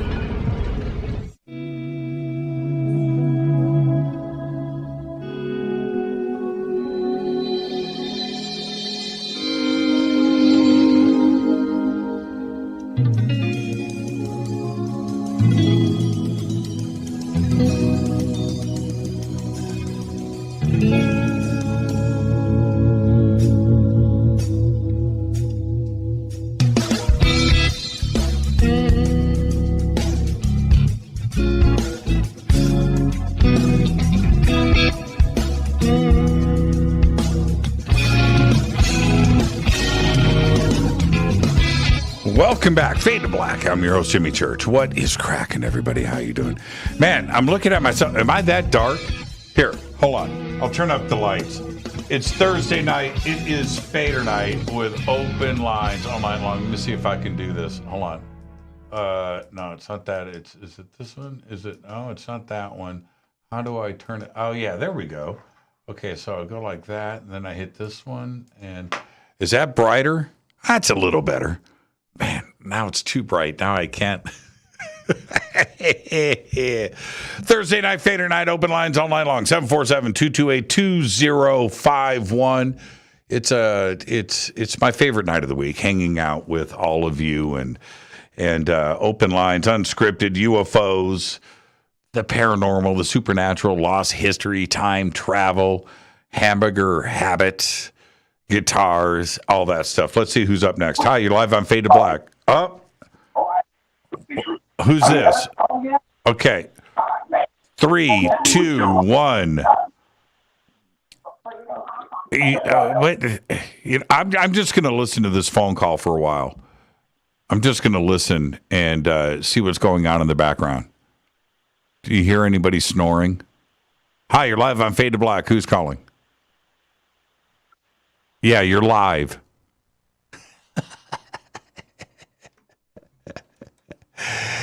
Oh, man. You got to love it. You got to love it. You got to love it. Oh, jeez. I'm going to put you on hold. Stay right there. Stay right there. Let's, I got to play operator too. I got to do that too as well. And sometimes things just flood in, and that's what they're doing right now. So there you go. All right, let's see who's up next. Hi, you're live on Fade to Black. Who's calling? Hi, this is Thomas in West Virginia. Hi, Thomas in West Virginia. How are you tonight? Good, good. I talked to you a couple of weeks ago. It was my first time calling in, and I had about 6 beers. Tonight, you only had a couple beers. So. Okay, good for you. Good for you. What's on your mind tonight, Thomas? So I was listening to one of your favorites, Linda Moulton Howe, I believe it was yesterday, and she was interviewing Lou Elizondo, and there was a couple of revelations on that interview, and just wondering if you were able to listen to that. No, I didn't listen to it. What were the revelations, Thomas? Well, one was that he had actually experienced UFO, had a UFO experience. He admitted that he had a UFO experience for the first time out to the public, which I thought that was pretty interesting. What happened? Did he say specifically? No, he didn't elaborate at all. He just answered the question that, yes, he had an experience. Where did he say where he had it? No details whatsoever. It's just he said, I'll reveal for the first time on your show, Linda, and answer the question. And he said, yes, I did. And that was it. No details whatsoever. So he didn't say if he videotaped it? No details whatsoever, just that he did. Yeah, thought that was interesting. Because maybe I know something. That's all I'm saying. That's all I'm saying. That's all I'm saying. That's all I'm saying. That's all I'm saying. I'm not saying anything more than that. I don't know anything. I don't know anything. But, yeah. Did he say what shape it was? Nothing. Nothing. No other details. No color. No. Daytime, nighttime. No, but maybe you know something. I do. I'll save it the next time Lou's on the show.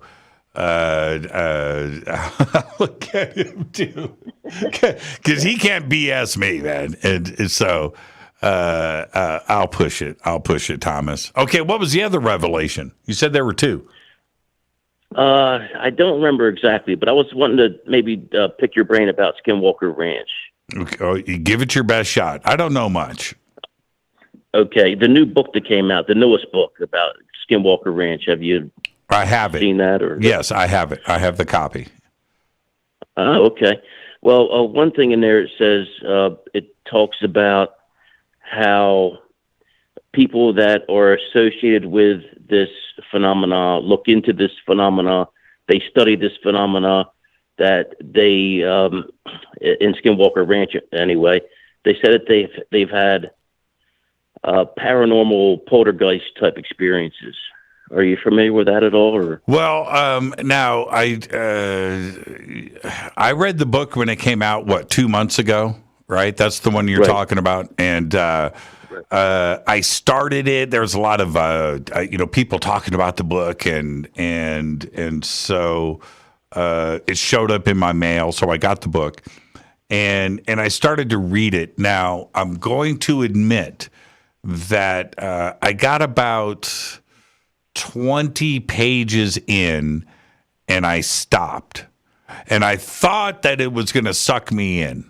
That once in a while I'll get a book and I swear I'll read it cover to cover in a night, right? It is just and that book, and I heard everybody telling me about what a page turner it was, and I didn't. It didn't suck me in, and I ended up not finishing the book. And that maybe it's on me. Maybe I should put the effort in to finishing the book, and that there's something in there. But back to your point that people are experiencing the paranormal combined with poltergeist. In other words, objects are moving. That's what you're suggesting, right? Right. Objects moving, sounds. Yeah. Now, can you be specific, though? What's the question that you're wondering about? Well, I just wanted to know if you've read the book and whether you have concurred or thought of. You've obviously been interested in UFOs for a while, so it seems to. I'll just say that I've had experiences of like a poltergeist type. I've been interested in this subject for about 15 years now, right. And about 5-6 years in, I've had experiences like that. I didn't see a wolf-like figure or anything like that, but have had. Let me jump in, Thomas, because this is interesting to me. UFOs, I don't associate necessarily with Skinwalker Ranch. Right, we're talking about more of a supernatural, paranormal thing that is happening that is not UFO related. And with your experiences, poltergeist activity is, I have that in my own house, right? There's stuff moving in here all the time. I don't necessarily think of UFOs when I've got something falling off the wall, right? Or my shoes decide to dance across the floor. I'm not thinking UFO when that goes down. Why are you saying that you think that UFOs and poltergeist activity are related? And they may be. Is that what you're saying? Well, it goes, I think the premise in the book that they spoke to was, and I could have this wrong, but it's you're investigating them. You are looking into UFOs, that whole phenomena, and we all we've all heard or have a presumption that these people, if whoever they are if they can sense and feel the way super intelligent people could, they would be able to realize that. Well, this person or this entity or this group of people have an interest in us. Right. So in the Skinwalker Ranch incident, they were, investigating the UFOs. So why wouldn't the UFOs, be able to feel that or have knowledge of these people trying to investigate them? Yes. So why wouldn't they probe in reverse to see, who are these people? Who is this person? Are they genuine? What are they trying to figure out about us? It's that kind of whole premise, I think. Yeah. Now we're talking about two different things, although I agree with you. And let's take Skinwalker Ranch out of the play. All right? Take the book out of the play. And let's talk about, say, Chris Bledsoe or others out there that do a conscious connection to UFOs, where that is I believe that is happening like for real. And it is exactly what you're talking about. Because I have to say, where I'm out with a group of people, I've talked about this many times on the show, Thomas. You're not the first person I've discussed this with. First time I've talked about it. But I'm out with a group of people. It's 20, it's 30, it's 100. And I'm out with a group of people. And we all want to see something, right? Now, there is a collective energy, a hive mind, if you will, of all of the excitement, the adrenaline, and the focus that is being created by this group of people. And then suddenly, something happens overhead in front of everybody. Now, is that coincidence? I don't think that it is. And I think it's a wink. I think it's a wink and a nod. Hello, we're here. We're happy to meet you, right? And why doesn't that happen in the parking lot of a Walmart? Why doesn't that happen on a city street? Well, it might be, but nobody's looking up, right? And so is that a conscious connection to it? And I would say yes, 100%. Yeah. And it's the vibe that you're projecting now because you want to see it. You want to say hello. Now, let's throw the opposite on it. Let's say you have 100 people out there that are doubters, right? And we're not going to see anything. We're not going to see anything. And you have 100 people that are thinking, nothing's going to happen. This stuff isn't real. Well, you know what? Nothing's going to happen. Do you think that with 100 negative minds collectively in a hive mind projecting negative energy, that something is going to want to come up and go, what? You know what? No, here you guys go. Here's a gift. Probably not. And so, yeah, I think you are 100% right. That if you're interested in this conscious connection, then you are going to receive it. And I totally agree with that. I totally agree. Now, what's going on out at Skinwalker? I haven't seen the TV show, haven't finished the book. I think that the focus out there is on the paranormal and the supernatural and vortexes and things and crypto and spirits and entities. I could be wrong, but I think that is the focus of it. Do you remember, did you listen to the show that I did a couple of weeks ago with Bradshaw Ranch? And I don't know if you heard that show, but when we were talking about the Bradshaw Ranch, one of the things when I said, what do you see in the skies? Well, it's not. It's going on the ground. These orbs, these spirits, these things. It's a paranormal, supernatural thing. It's not necessarily a UFO thing. UFO things go on in Sedona, Jimmy, but not at Bradshaw. That's not the focus. And I think that is largely what is going on at Skinwalker. So I can't speak for Blind Frog Ranch. I think that there is something going on in the skies above Bradshaw. It's a different thing. But, and again, like I said, I don't know. I haven't been to Skinwalker. I haven't been there.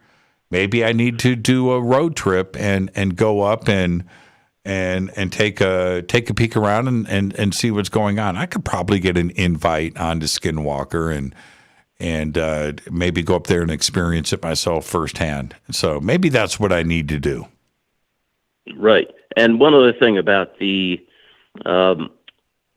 FOIA requests, I don't know. That it's just the thing to me is we all want disclosure, and then what we're hearing is, I submitted a FOIA request. I want to know more about this.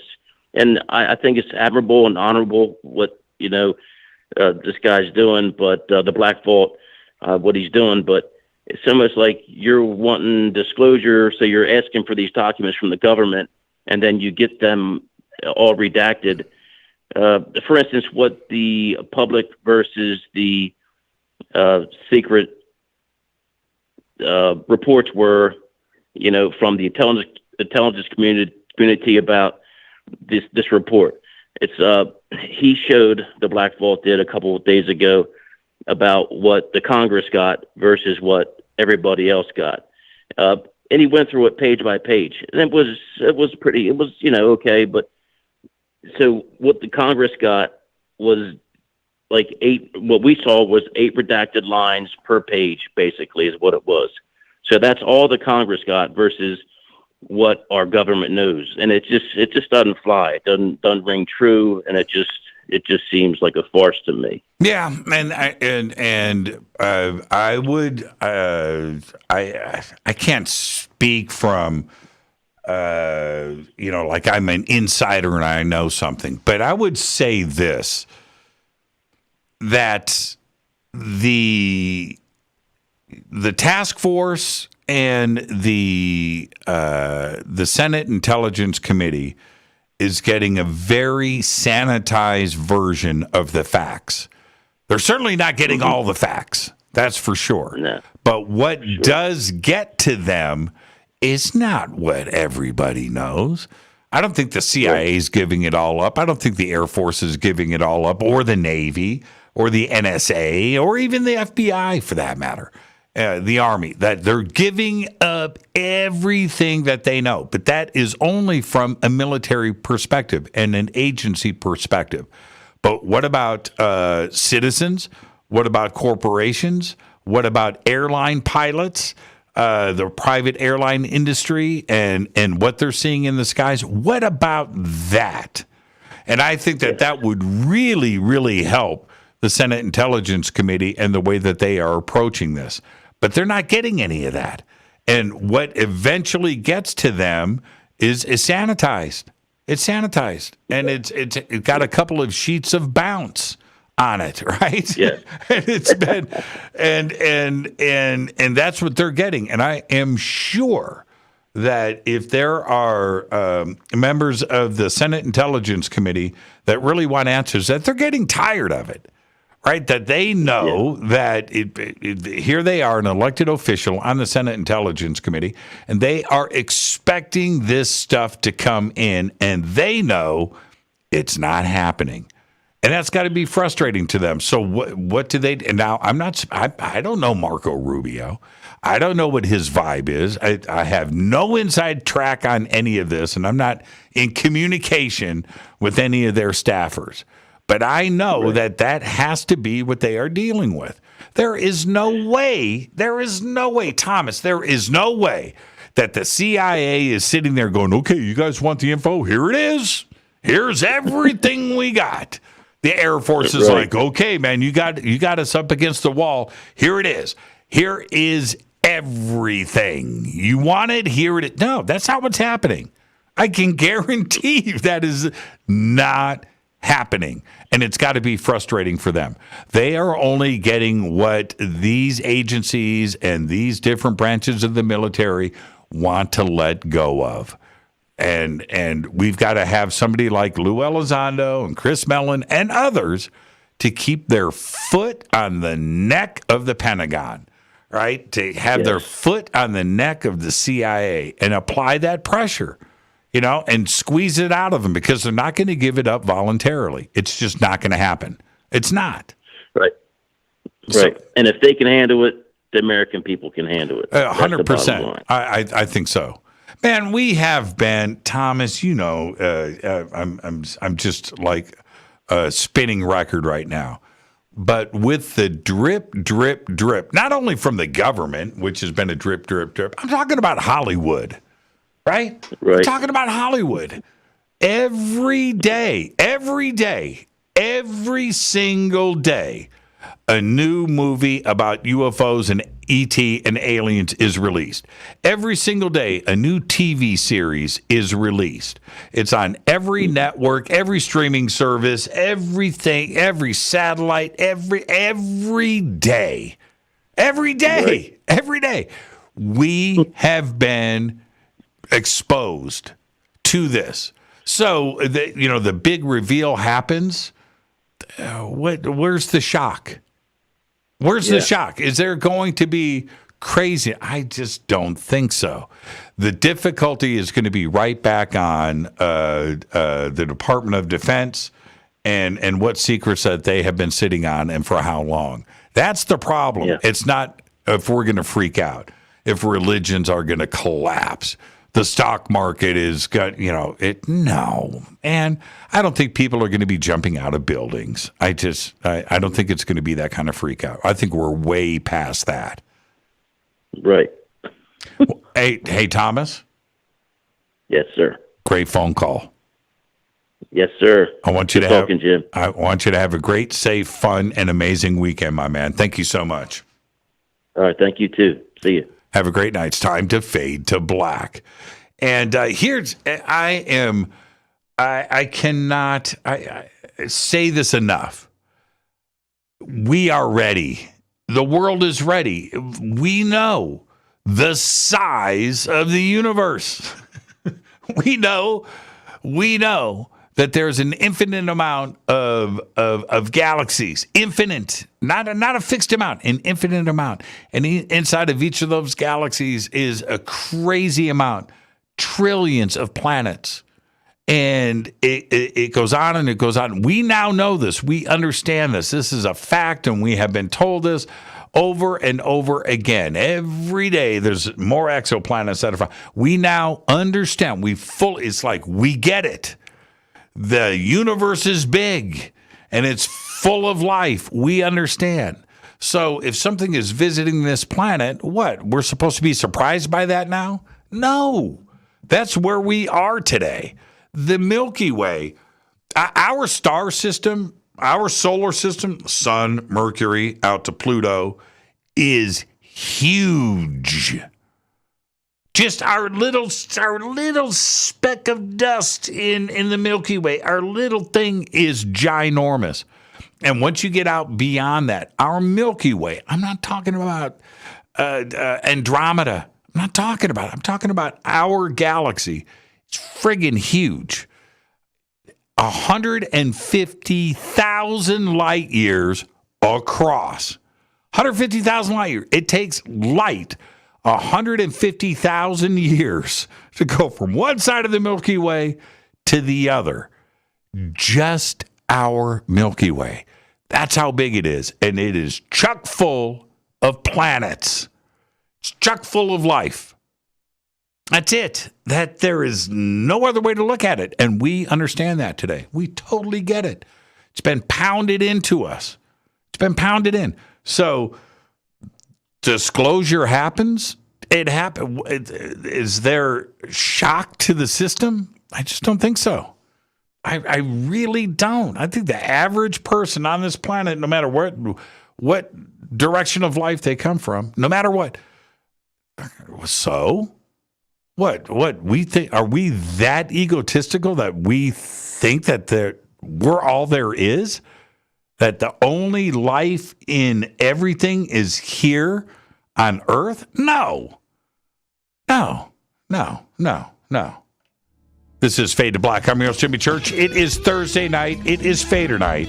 It is open lines all night long. Your calls, your conversation. I'll be right back after this short break. 747-228-2051. Stay with us.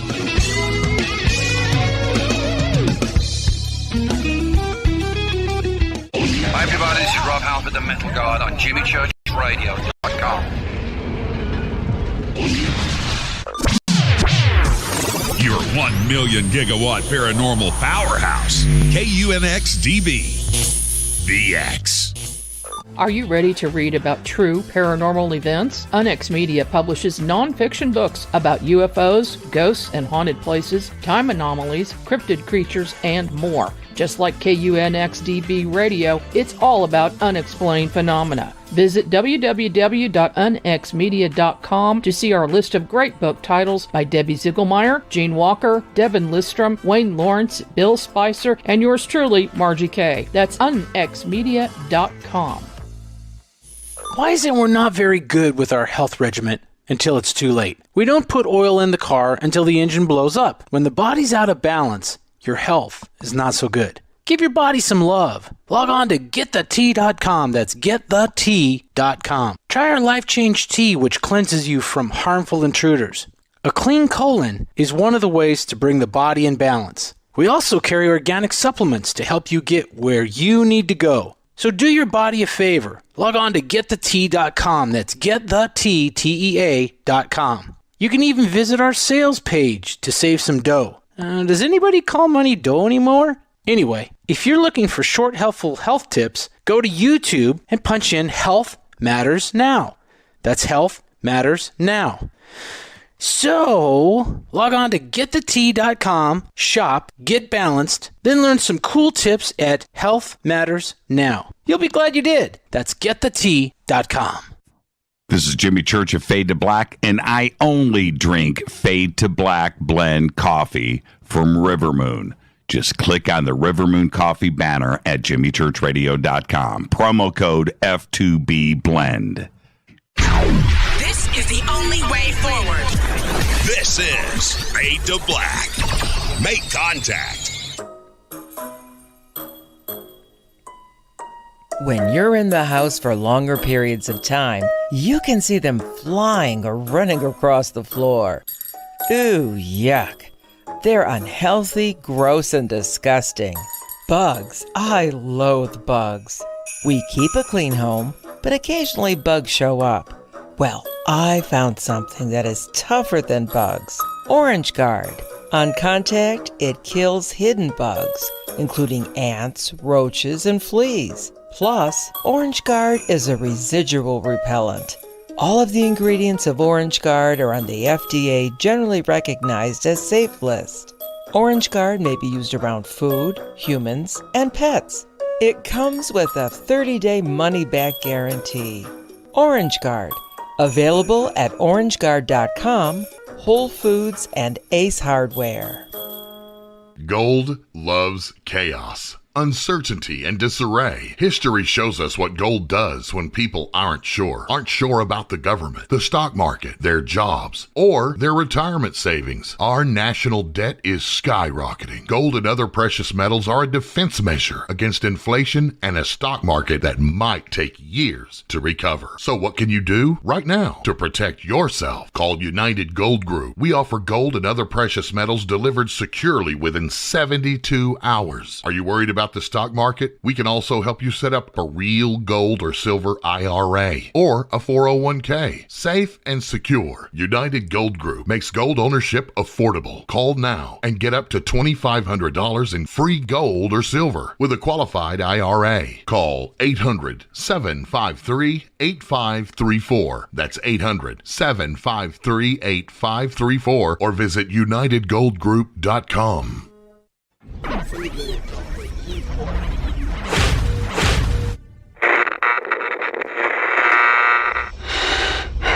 You want to know a secret? I love ponies. I really love ponies. I'm serious. I couldn't stay sane without ponies to brush. Why Fade to Black? Because you never got that pony, damn it. This is Fade to Black with Jimmy Church on the Game Changer Radio Network.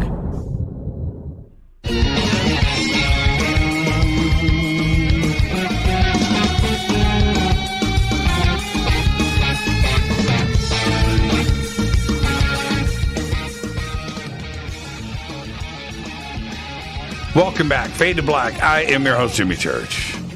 Thursday night, Fadernight. Open lines all night long. 747-228-2051. Your calls, your conversation, UFOs, paranormal, time travel, supernatural, lost history.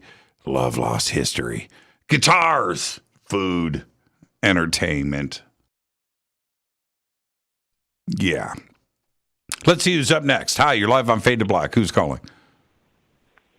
St. Michael's in Saskatoon. How are you doing there, Jimmy Church? I'm doing good. How you doing? What's up? What's up? I got three things. Actually, I want to put two names out first. I have three things I want to discuss with you, but I want to put two names out, like Taylor Hawkins and John Lear. So I apologize. I've been so busy this week. I haven't been able to catch your show. I know you probably discussed it, but what do you think about that? Taylor Hawkins and then John Lear. Well, and Jordan Maxwell. Jordan Maxwell left this Wow. earth too. I didn't know about that. Yeah. So,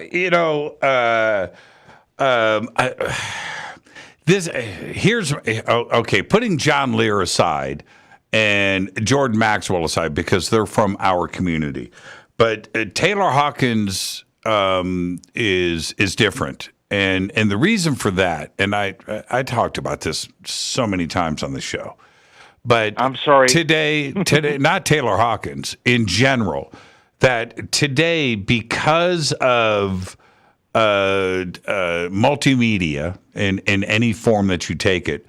Today, we are very intimately involved in entertainers' lives. And so you have somebody like Taylor Hawkins, where he's such a personable guy, funny, nice, and cool. And that gets... Have you ever met him? Yes. Have you ever met him? Of course. And so the ability for the fans to get involved with somebody's life today, when somebody like Taylor Hawkins is tragically removed, like that happened, and departs this earth so suddenly, millions and millions and millions of people that were a part of his life are suddenly affected. And it's different today than it was in the past. And if we get back before the internet age, and back in the newspaper. Michael, you got to stop yelling. Listen to me. It's this. Back when before MTV, before everything else, and we had Hit Parader magazine or Cream magazine or whatever. That's as close as you got to anybody. Was that. Today, it's not that kind of party. And when Taylor is out there, or anybody else, in our living rooms, right, where we've got live streaming, we've got the internet, we've got Twitter, we've got this, we've got that, and we've got this interaction that is going on, and somebody like Taylor suddenly departs, people are affected emotionally. And it's a heavy, heavy, heavy thing. With John Lear and Jordan Maxwell, where they are guests on this show, and other shows. Well, this community is involved with their research and involved with them directly, and they have always been willing to put it out there. Both of them, and very controversial subjects, pushing the envelope with that. And this community was right there with John, was right there with Jordan. And look, both of them gave us decades of commitment. Jordan has, and John, both of them, 1980s, 1990s, 2000, there's 40 years. 30 years, 40 years of involvement with the community, with them directly. And we are all saddened. This is the deal, the reason why Jordan and John kind of really hit home to me. Both of these guys were funny. They were funny. They had a brilliant, sharp sense of humor that came along with all of their topics that they discussed. And so with that, I think that this community was connected to both of them in a very direct, emotional way, the same way that I was. So, yeah, I was affected by that. Last year, I had the opportunity. Okay, so this is what I did with Jordan. I'll say this. Last year, we had a little Fadernight party in Laughlin. We're at the Aquarius Hotel. And we got this cabana, a double cabana, actually, poolside. And we bring out the pizzas, we bring out the food. And the manager, general manager, one of the managers, I should say, I don't know if it was the GM, came up and said, Mr. Church, courtesy of the hotel. He's got 2 security guys with him. Courtesy of the hotel, here's some Patron. I think they brought us 2 bottles of Patron and some servers, a couple of security guys, stacks of shot glasses. And I said, hey, man, you want to do me a favor? This guy's name was Matt, by the way. I said, Matt, see that guy over there? I pointed at Jordan. I said, take your security guys over there and card him. He goes, what? I said, card him. All right. I said, cool. So I stepped back. I took pictures of this. And Matt goes up. He's got his big security dudes, and he leans over and he says, excuse me, sir, I need to see your ID. And Jordan spins around and goes, what? Need to see your ID. Why? Need to make sure that you're old enough to drink this Patron. Jordan laughs, and it was just this great moment. And I was able to do that with Jordan. To have security card him to make sure that he was 21 years old.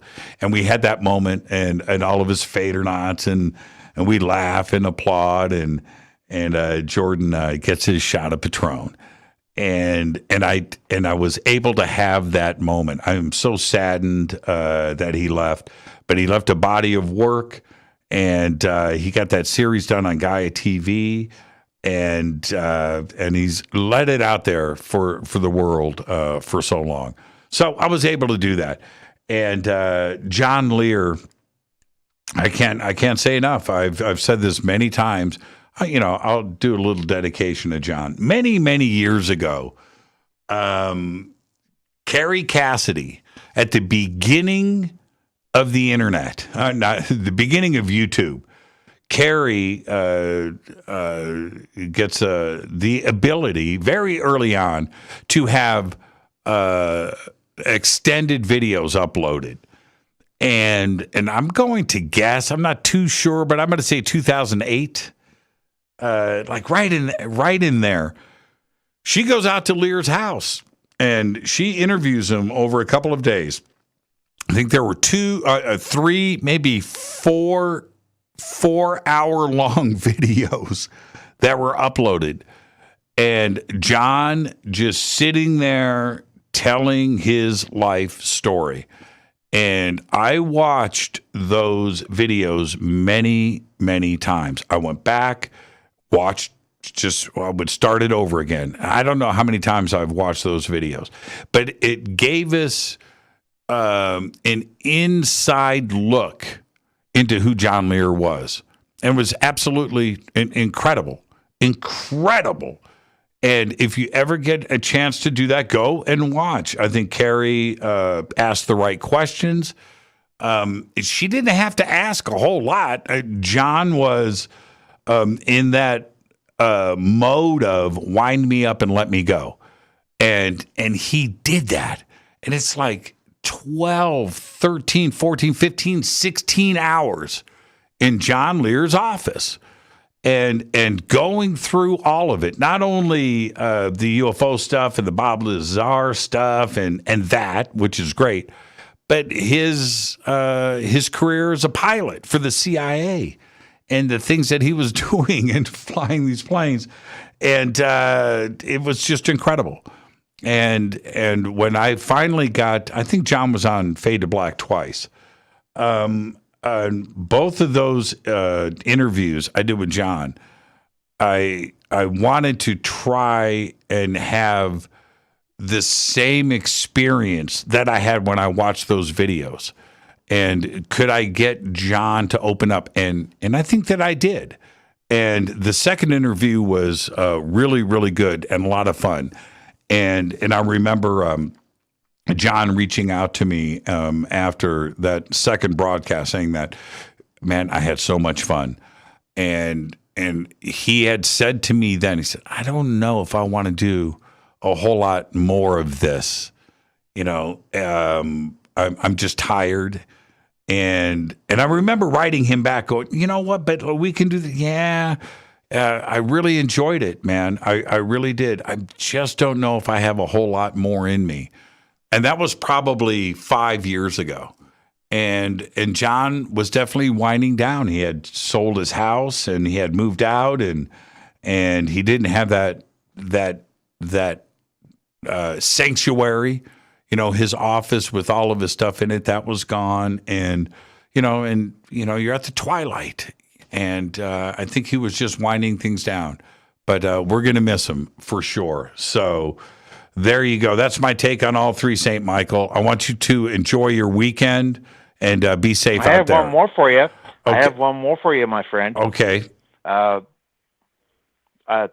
The reason why I started listening to you was back in 2014 when I was listening to Midnight in the Desert. I was never on Midnight in the Desert. I know you weren't. Okay. And Art Bell had John Lear on. Uh-huh.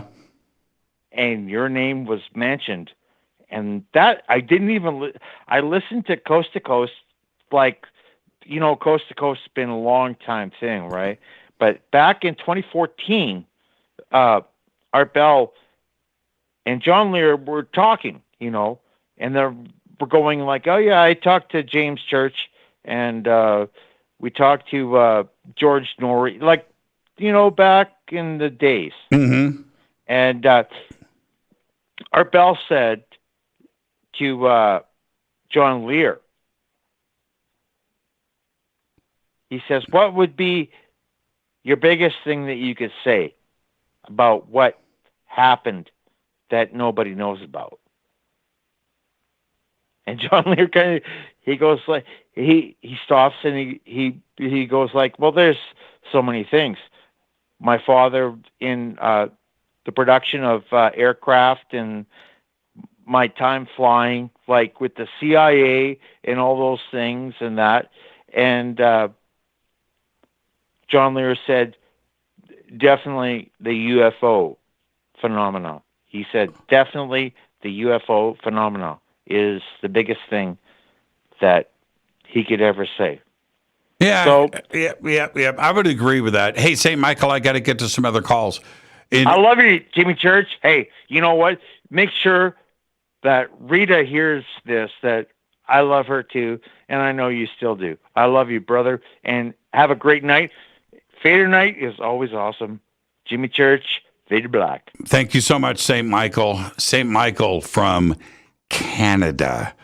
And yeah. I mean, I'm gonna get back to calls, but I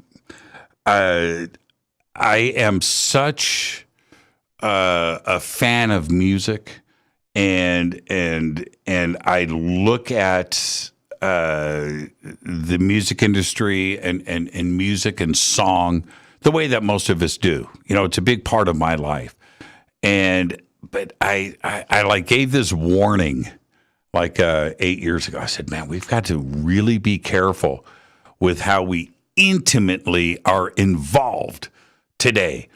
Twitter and Facebook and Instagram and interaction and you know, getting wrapped up into our heroes' lives, because we had a curtain of protection between us before, right? Now it's all great.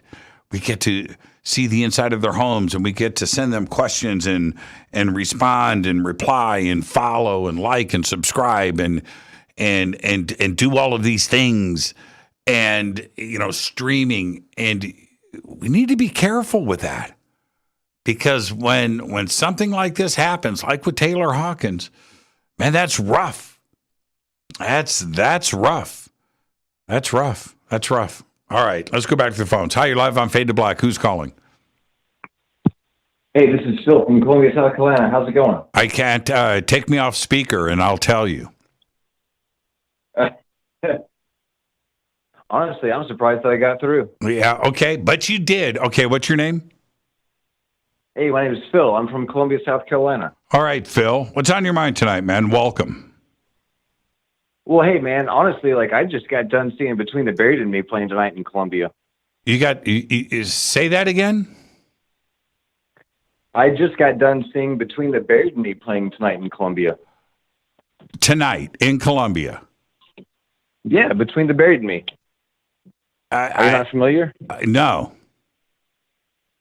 No, okay. All right. Well, I guess they're just one of my favorite bands. Hold on a second. I'm trying to turn Alexa off. She's making a bunch of racket. Okay, say the name of the band again.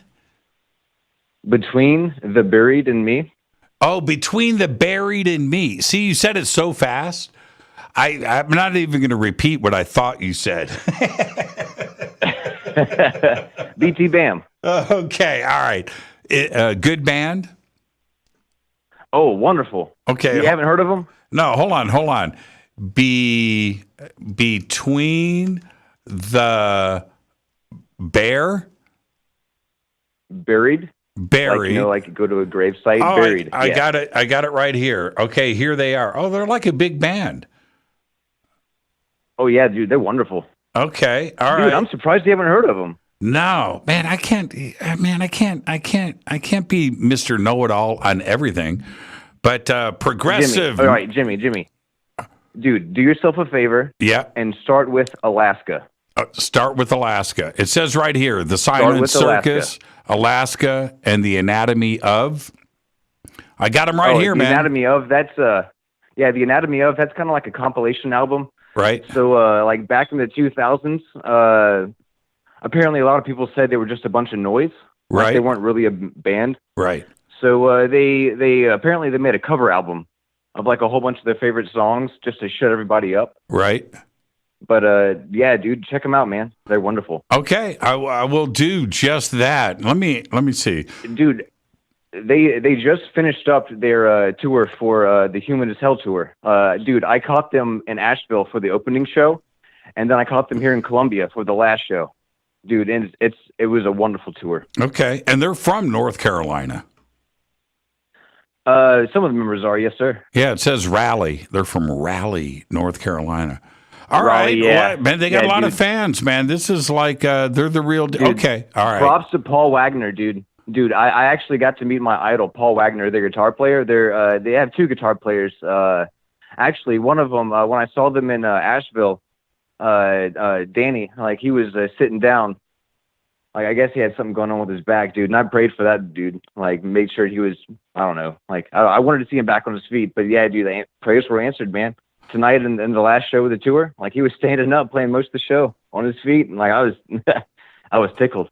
Let me see here. Here they are on Twitter, Between the Buried and Me, and BTBAM. Okay, all right, okay. Yeah, BT Bam. Okay, BT Bam. All right, Paul. I will, or Phil. I'm sorry. I'll check him out. Phil. What's on your mind tonight? What's going on? So Jackson or Schechter? I'm a Jackson guy, but I've got a couple. I've got a couple of Schechters, but I like Jackson. I like Jackson a lot. I dig it. Yeah. Also the Chevelle series. Chevelles are really. I've got one. You want to see it? Yeah, dude. Are you watching me? Are you watching me on? Usually I catch you the day after, man. This is the first time I actually get to actually call. Okay. Well, I've got an orange Chevelle. Love that guitar, man. Oh, word. Yeah, man. Love that guitar. One of the California specials. Yeah. Like what? Two Floyd. Two Seymour Duncans and the Floyd Rose. No, this is 3 single coils. Oh, sweet. Yeah, the original Chevelle was 3 single coils. And yes, yes, sir, it was. Yes, yeah, I know because I've got one. I'm looking at it. It's right here. No, I've been checking out a few of their guitars. I've been looking at what's it? Guthrie Groveran, the mahogany model that they have. Dude, that's a sweet guitar. Yeah, it's a sweet guitar too as well. I'm a big Floyd Rose guy, right? I just definitely. But I've been it's kind of weird. The last year or so, I've been leaning on hardtails, and not Strat hardtails. I'm talking about Les Pauls, right? And okay, I just kind of dig what it's really weird. You mean like the wraparound hardtail, or like the soap bar hardtail? No. Nashville hardtail. And so what I'm saying to some, okay, hold on, let me spin around so everybody understands what I'm talking about. This is a hardtail. This is called a Nashville bridge, and this is a stop tail piece. So no vibrato, no tremolo system. This is a hardtail, and I've been playing. I don't know why. I've been doing that, and so.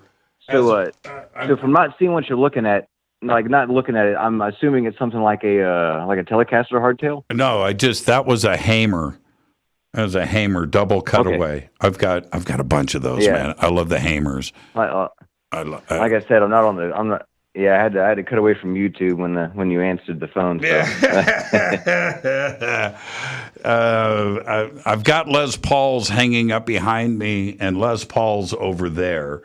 But the closest hardtail I could grab was one of these. Here's another one. Here's another example of a hardtail. This is one of my favorite guitars, actually. This is an Ibanez Artist. Same thing, Nashville bridge, and this has got the Ibanez stop tail piece on it. But this is a semi-hollow. It's a really sweet guitar. But this is a hardtail.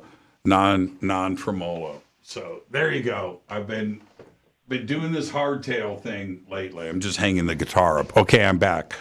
All right. So what else is on your mind? I've got about 60 seconds before the break. All right, 60 seconds. Marshall lamps or orange amps? Marshall. My Marshalls are sitting right down there. Yes, sir. Okay. Like, what's the reason behind it? Come on now. They're both high gain amps. You can both get Marshall high gain and orange high gain amps. Two totally different. Why the Marshall over the orange? Yeah. The orange is too whack. It's got a whack tone to it. And now if that's what you're into, it's the perfect amp. And I totally get it. But for me, when I plug into a Marshall, and it's the right Marshall, it's just correct for my ears, right? That Black Sabbath, also Eddie Van Halen, dude, Thin Lizzy. Don't get me wrong, I like the Marshall amp also, dude. I picked up a Origins amp not too long ago. That thing was pretty sweet. Hey man, those Origins are really good. I almost got one. Yeah, I almost got one. Yeah, dude, for the price, you can't freaking beat them. No. And the DSL 20. That thing is a crazy DSL 40. Yeah, dude. I've always been a fan of the dual super lead. Yep. That's an amazing amp. Yep, it's a great amp. Those tube valves, yeah, dude. You got a couple of EL34s, 312 AX7s. Put everything, it's perfect. It's perfect. But, and it's got reverb. Hey man, like I'm not going to lie though. Have you picked up any new of the amp modelers? I have sound boxes. Yeah. I have those, and I've got a few different ones, and all cool. But this is the problem that I have with modeling. There's a delay. And it's just slight. It's like a thousandth of a second. It's a thousandth of a second. But when you can play the modeling, you get used to the delay, right? You get used to it. You're a true artist, man. But listen, you're a true artist. That's how you. But listen, like most people won't pick it. Yeah, dude, I get you, man. I pick it up. Yeah, dude. I smell what you're stepping in. Yeah, and then you turn around and then you plug straight into a Marshall. And that delay is gone. It's like, oh man! It's all that juice that you were, all that juice you were aiming for, all that gravy, all that gravy. Hey man, Phil, enjoy your weekend, man. Great phone call. Thank you so much, Jimmy. Take care. That's a great phone call right there, Phil from South Carolina. And I just learned something tonight. And that was it BD Bam? And I've got them up right here, so I'm going to go and listen to their stuff after the show tonight. This is Fade to Black. I'm your host, Jimmy Church. It's Thursday night. It is Fadernight with open lines all night long. 747-228-2051. 747-228-2051. I'll be right back.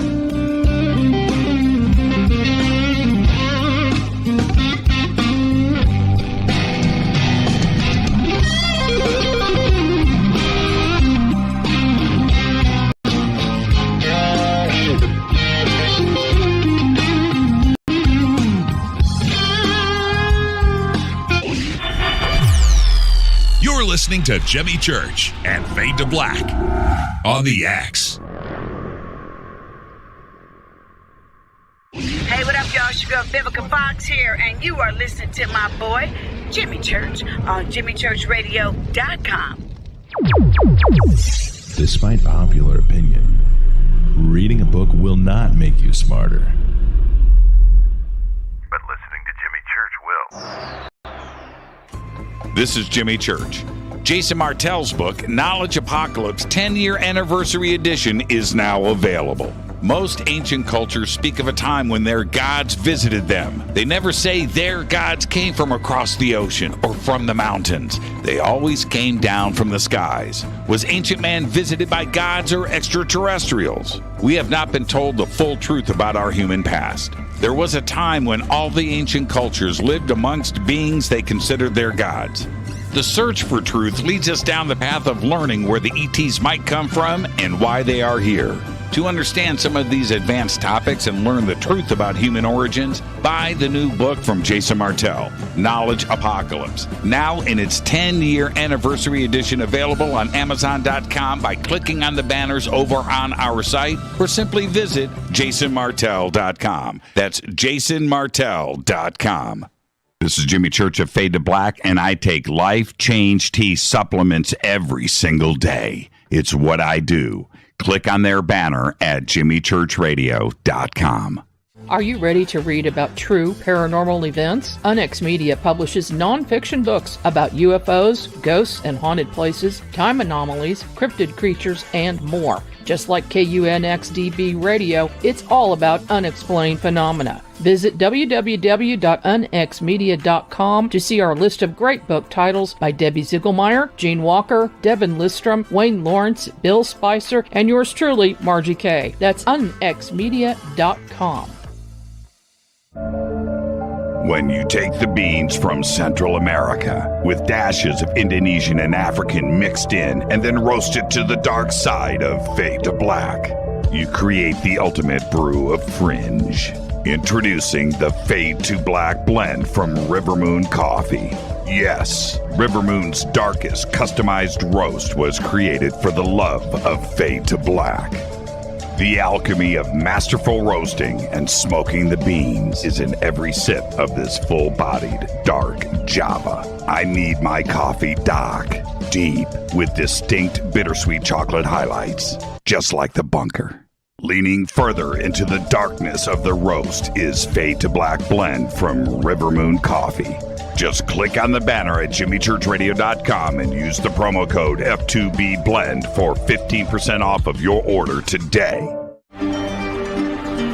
This is Billy Carson with ForbiddenKnowledge.tv. Forbidden Knowledge TV has just reached its 1-year anniversary. That's right, 1 year. And as a show of appreciation, we are giving all new subscribers a free 30-day trial of ForbiddenKnowledge.tv. That's 30 days to binge watch thousands of movies, documentaries, conferences, workshops, lectures, yoga classes, meditation courses, and so much more. So log on to ForbiddenKnowledge.tv from your computer or mobile device, or get the Forbidden Knowledge TV app on Apple TV, Roku, Amazon, iTunes, or Google Play today, and use coupon code 30daysfree. That's coupon code 30 days free on ForbiddenKnowledge.tv today. Are you intrigued by Paranormal Talk Radio? You'll love the new Paranormal Radio app. From TalkStream Live, you'll find a great selection of talk shows covering UFOs, ghosts, strange phenomena, and much more. Download the Paranormal Radio app now and start listening to the very best in paranormal talk entertainment, including the network you're listening to right now. The Paranormal Radio app, free in Google Play and the iOS App Store. Erica, Brittany, Gabby, and you're listening to JamieChurchRadio.com. It's not a lifestyle we chose. We were born this way. This is KJCR at JimmyChurchRadio.com.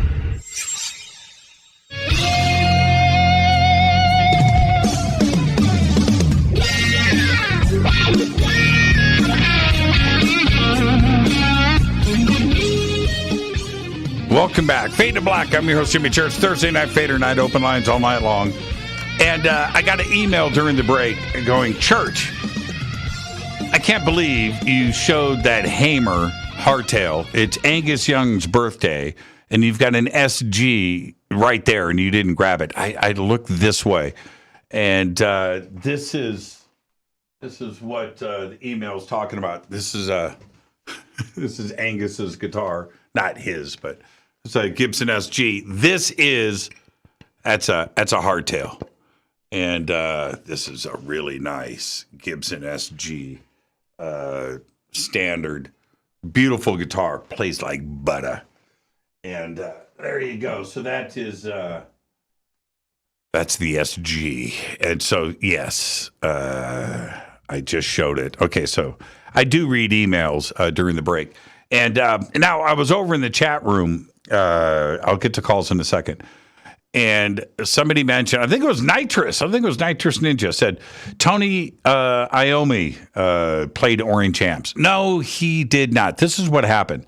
So I'm hanging out with Tony, and I asked him straight up, I said, so Tony, Orange Amps? He goes, no, man, I never played Orange Amps. I said, what are you talking about? The video. He goes, look, we showed up. We didn't have any amps. We go in, we're doing this thing. I was paranoid, whatever video. And they had Orange Amps. And so that video goes out and showing me, and everybody thought that I played Orange Amps. I did not play Orange Amps. And I was like heartbroken. I was like, oh, really? So that was from Tony himself. Somewhere I have a recording of that conversation. I actually have it like on cassette somewhere. And I'll break it out one day. I will.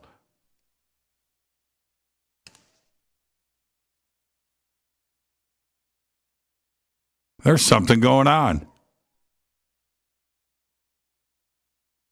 Dogs. Can you guys hear that? What the heck? And I've got soundproofing in here. It's over now. Wow, that was crazy. Like wolves howling. Did you guys hear that? That was pretty trippy. That was pretty true. That was pretty loud. All right, let's get back to the phones. Hi, you're live on Fade to Black. Who's calling? Hi, this is Ray from Pennsylvania. Hey, Ray from Pennsylvania. Thank you for holding, man. What's on your mind tonight? I had a couple of comments, and then I had a question for you. Sure. First of all, I got to say that the shows this week have been outstanding. Thank you. Really hitting on all 8 cylinders as far as the subjects I'm interested in. My first comment is about, it's funny you mentioned Lou Elizondo. You said you were going to do Lou Elizondo and talk around the issue. My comment was that he is the best. He could talk for 2 hours and not say anything. Yeah, he's pretty good at that. And okay, next comment. But yeah, you're right. He knows that. Yeah. I was reminded of something listening to Grant Cameron the other night. I've been listening to UFO broadcasts on the internet before they had the word podcast for so long. I don't remember exactly where I heard this. It may have been on the old Jerry Pippin show. But they had a guy on who wouldn't identify himself, and they used a scrambler to disguise his voice, and he claimed to be an insider, and he knew the secret. He said a lot of things that I wasn't really down with. But one thing he said a couple of things that stuck with me, and one of them that stuck with me, and I was reminded of it when I was listening to Grant Cameron, was, and I'm paraphrasing because I don't remember exactly what he said, but essentially he said, if it was little green men coming here from Mars, it would have been revealed a long time ago. That the real secret is so strange and so bizarre that you can't handle the truth.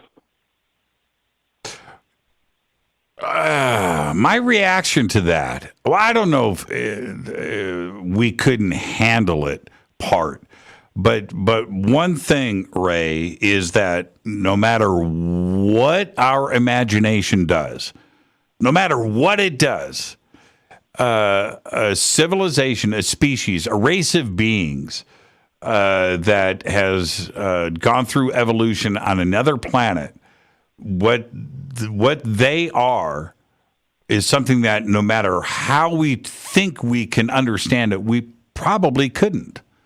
Right? I mean, how could we? And so yeah, I think. But I think he was alluding. Could we handle it though? Could we handle it? Sure. Do you remember? Well, I want to get to your next your question, but let me make this one comment. At the end of the movie AI by Steven Spielberg, there is a sequence of events at the very end of the movie, and the kid, right, the AI robot is frozen. He's under the ocean, right? This is, I don't know, 1,000 years in the future, whatever it is, 10,000 years in the future, whatever, it doesn't matter. But he's on the Earth is now a frozen wasteland, right?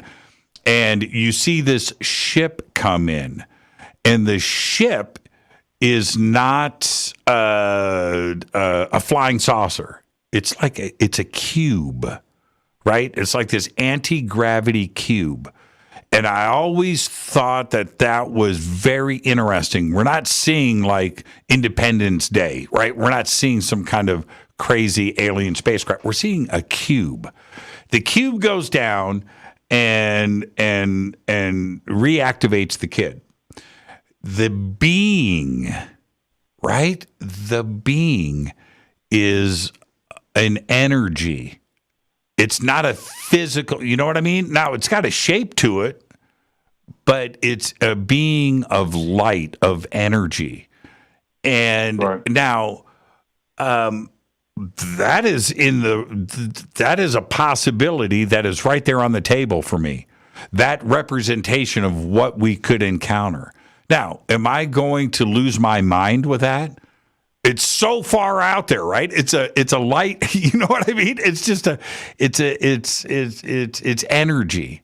Now, but I'm okay with that.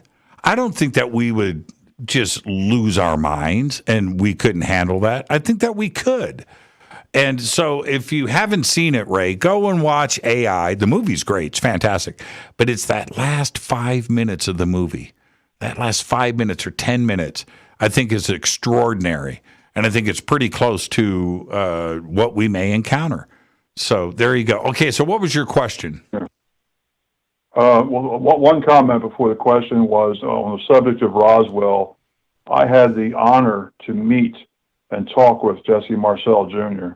Oh, okay. Many years ago. And I want to tell you, this man was of such integrity that when he shakes your hand and looks you in the eye and tells you about what happened, you know it happened. I never got a chance. I never got a chance to meet him. Jesse Marcel the third, I have met, and he's been on the show many times. But Jesse Marcel Jr., no, I never met him. But I bet you that was really, really cool. Right on, man. Yeah, I remember thinking to myself, I just shook the hand that touched the Roswell debris. Yeah, I know, right? I mean, how cool is it? Wow. Well, you know who does that for me is Paul Hynek. And if you ever get a chance to meet Paul, you know, to to think about who he is, but right in the middle of all of it, right, with his dad, J. Allen Hynek, and Paul is incredible. So if you ever get a chance to meet Paul, shake his hand, and you're probably going to get the same kind of vibe you got from Jesse Jr. Yeah. So anyway, I've read a lot about Foo Fighters in World War II, and I was thinking about the fact that so many UFO sightings, and most of the Foo Fighter sightings, were not structured aircraft. They were balls of light. And we still have UFO sightings that are balls of light, and sometimes orbs and stuff like that. Yep. And I'm wondering, is that ball of light, is that actually the thing? Or is it a disguise? Is it something? Some people have said that UFOs are encased in a ball of plasma. Mm-hmm. I mean, is the ball of light disguising something that we can't see, or is that actually the thing? Yeah, that's a really great point, Ray. And look, the Foo Fighters and what was described there, and some of the phenomena today that is being witnessed by myself included. Is it the same thing? Is it the same race of beings? Is it the same planet sending this stuff here?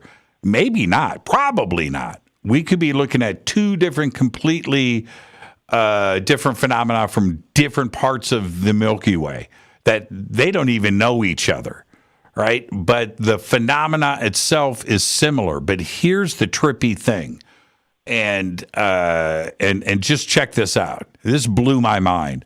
So I'm watching this ball of light, and it was green, and it's big, and it's heading up. I'm out with a ton of people. There's 100 people there, and some of them had those high-powered lasers.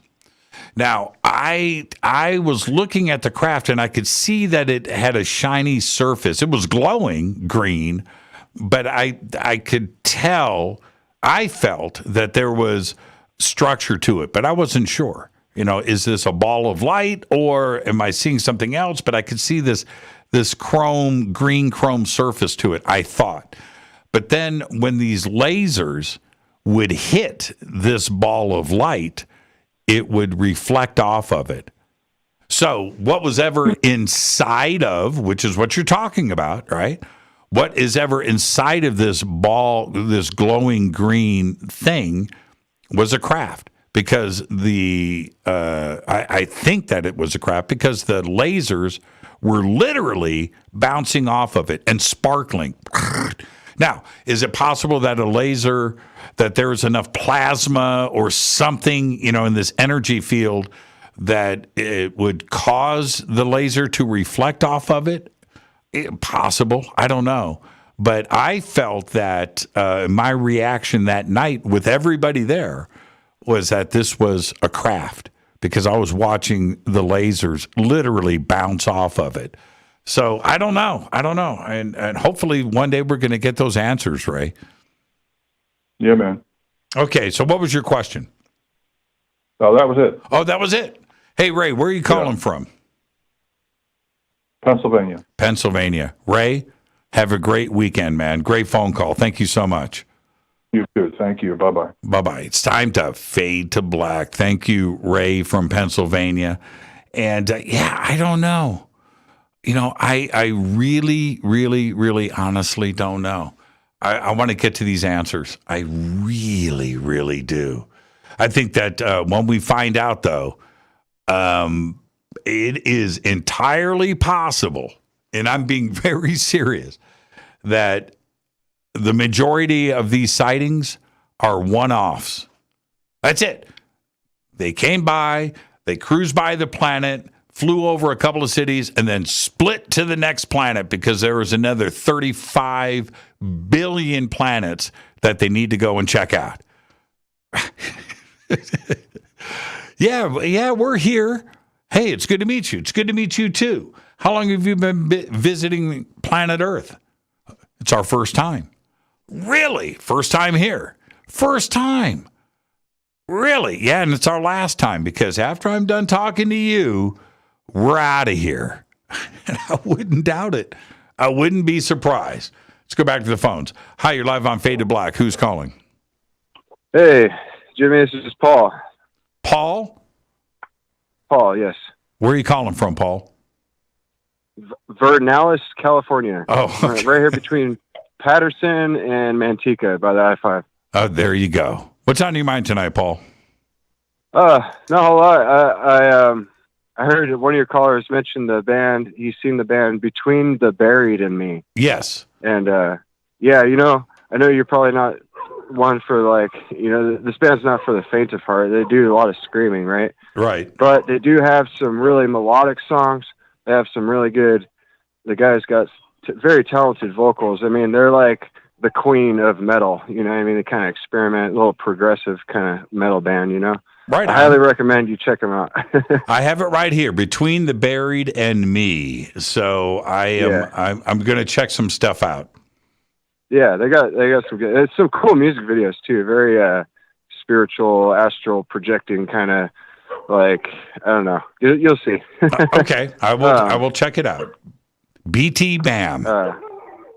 Yeah. Okay. Oh, hey, I got one more thing. Hey, I know you know David Wilcock, right? I know who he is. Okay.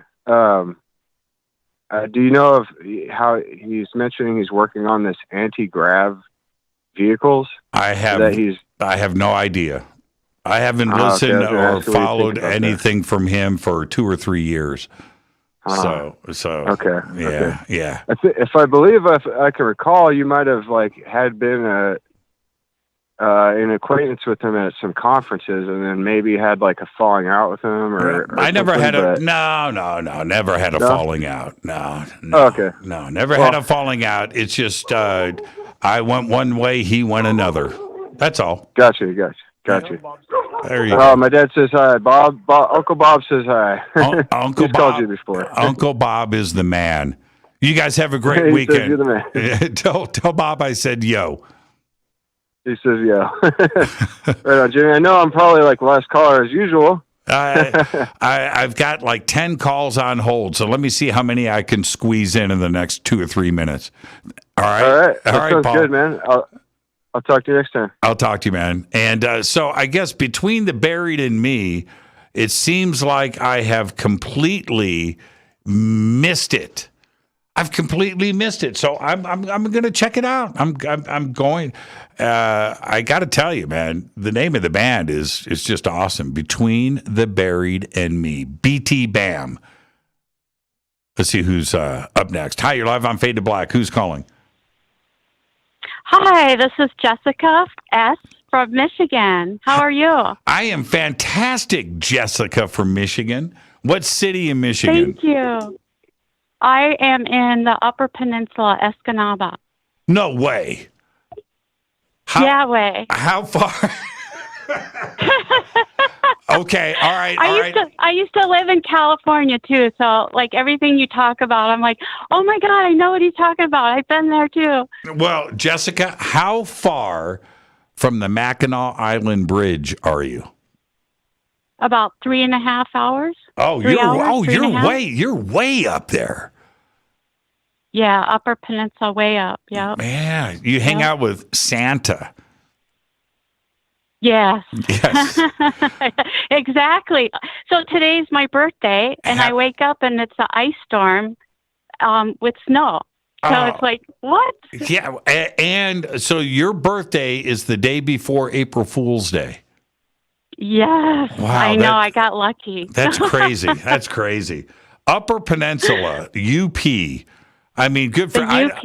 I don't know why we don't have time to get into it, but to go from California, anywhere in California, to the UP, that's crazy town. That's crazy. No. Then I moved to Colorado. I lived in Florida, Colorado, Georgia.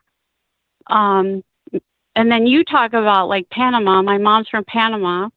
So I'm like, how did you end up in Panama? Because you always talk about it. Yep. So yeah, I lived in a couple different places. Every time you talk about something, especially California, I'm like, oh my gosh, I know what he's talking about. I've been there. And then I grew up where I graduated from school in Las Vegas, Nevada. Wow, you've been all over the place. Yeah. Well, Jessica, what's on your mind tonight? Why did you give me a call? So, well, it's a great birthday gift. Thank you for, letting me on. And I just had, because I love everything that you talk about. I love, like, the paranormal, UFO, time travel, ghosts, cryptids, Bigfoot. But I was going to mention just pre-birth experiences, since it's my birthday, that I do remember an incident real quick, partly like when I was, before I was born, I could see from above the surgical room.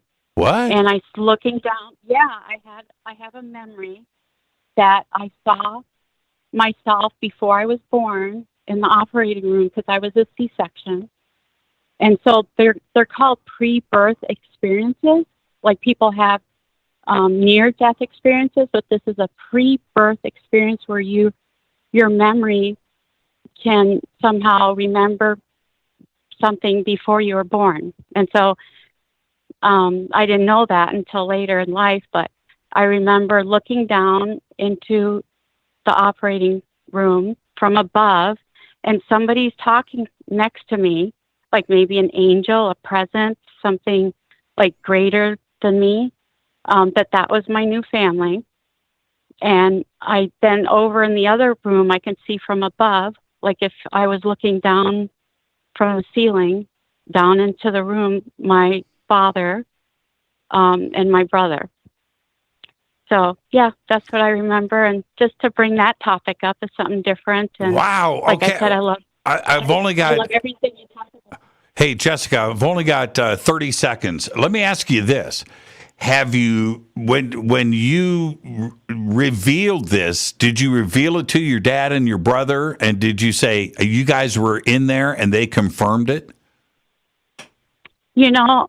My father passed away, and I have not brought it up to my brother yet. But no, I thought about that, like to see what he remembered. Like, I remembered, I can remember like old chairs, like, 60s, 70s, an old chair. I remember like everything was white in the operating room, and they had to be in the waiting room because this was many years ago. So they were separate areas. But everything's white, like in the operating room. I remember looking down. How old was your brother? 8. 8. 8 years old. Man, you gotta, Jessica, quit messing around. Call your brother and ask him about this, and then call me back here on the show.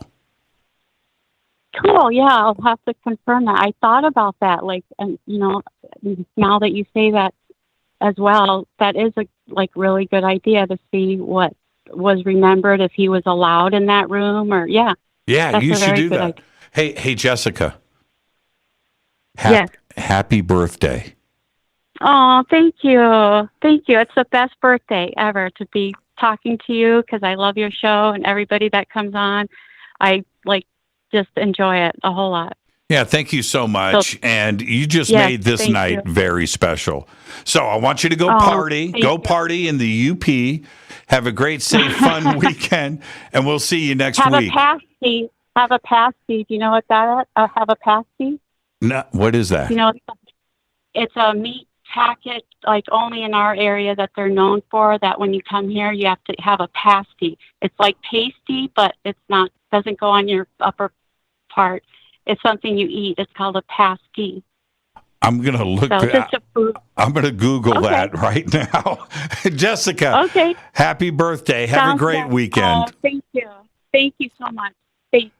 Bye-bye. Bye-bye. I just learned something. That right there. What a great fader night. That was just a perfect fader night. That was a perfect fader night. I left 5 or 6 calls on hold. I tried to get to everybody, but I didn't. I do my best. But what a great fader night. And Jessica, happy birthday. totally amazing. I learned something tonight. Past life, pre-life. Wow, incredible. Fade to Black is produced by Hilton J. Palm, Renee, Dennis, and Kevin. Announcers are Steve Harder, Gene Vito, and Mark D. Kovar. Webmaster is Drew the Geek. Music, Doug Aldrich. Intro, Spaceboy. SpaceboyMusic.com. Fade to Black is produced by KJCR for the Game Changer Network, and this broadcast owned and copyrighted 2022 by Fade to Black and the Game Changer Network, Inc. It cannot be rebroadcast, downloaded, copied, or used anywhere in the known universe without written permission from Fade to Black and the Game Changer Network. I'm your host, Jimmy Church. What a great night. Between the Buried and Me. BT Bam. All right, I've learned something. I'll see everybody on Monday. Have a great, safe, fun, amazing weekend. It's time to fade to black.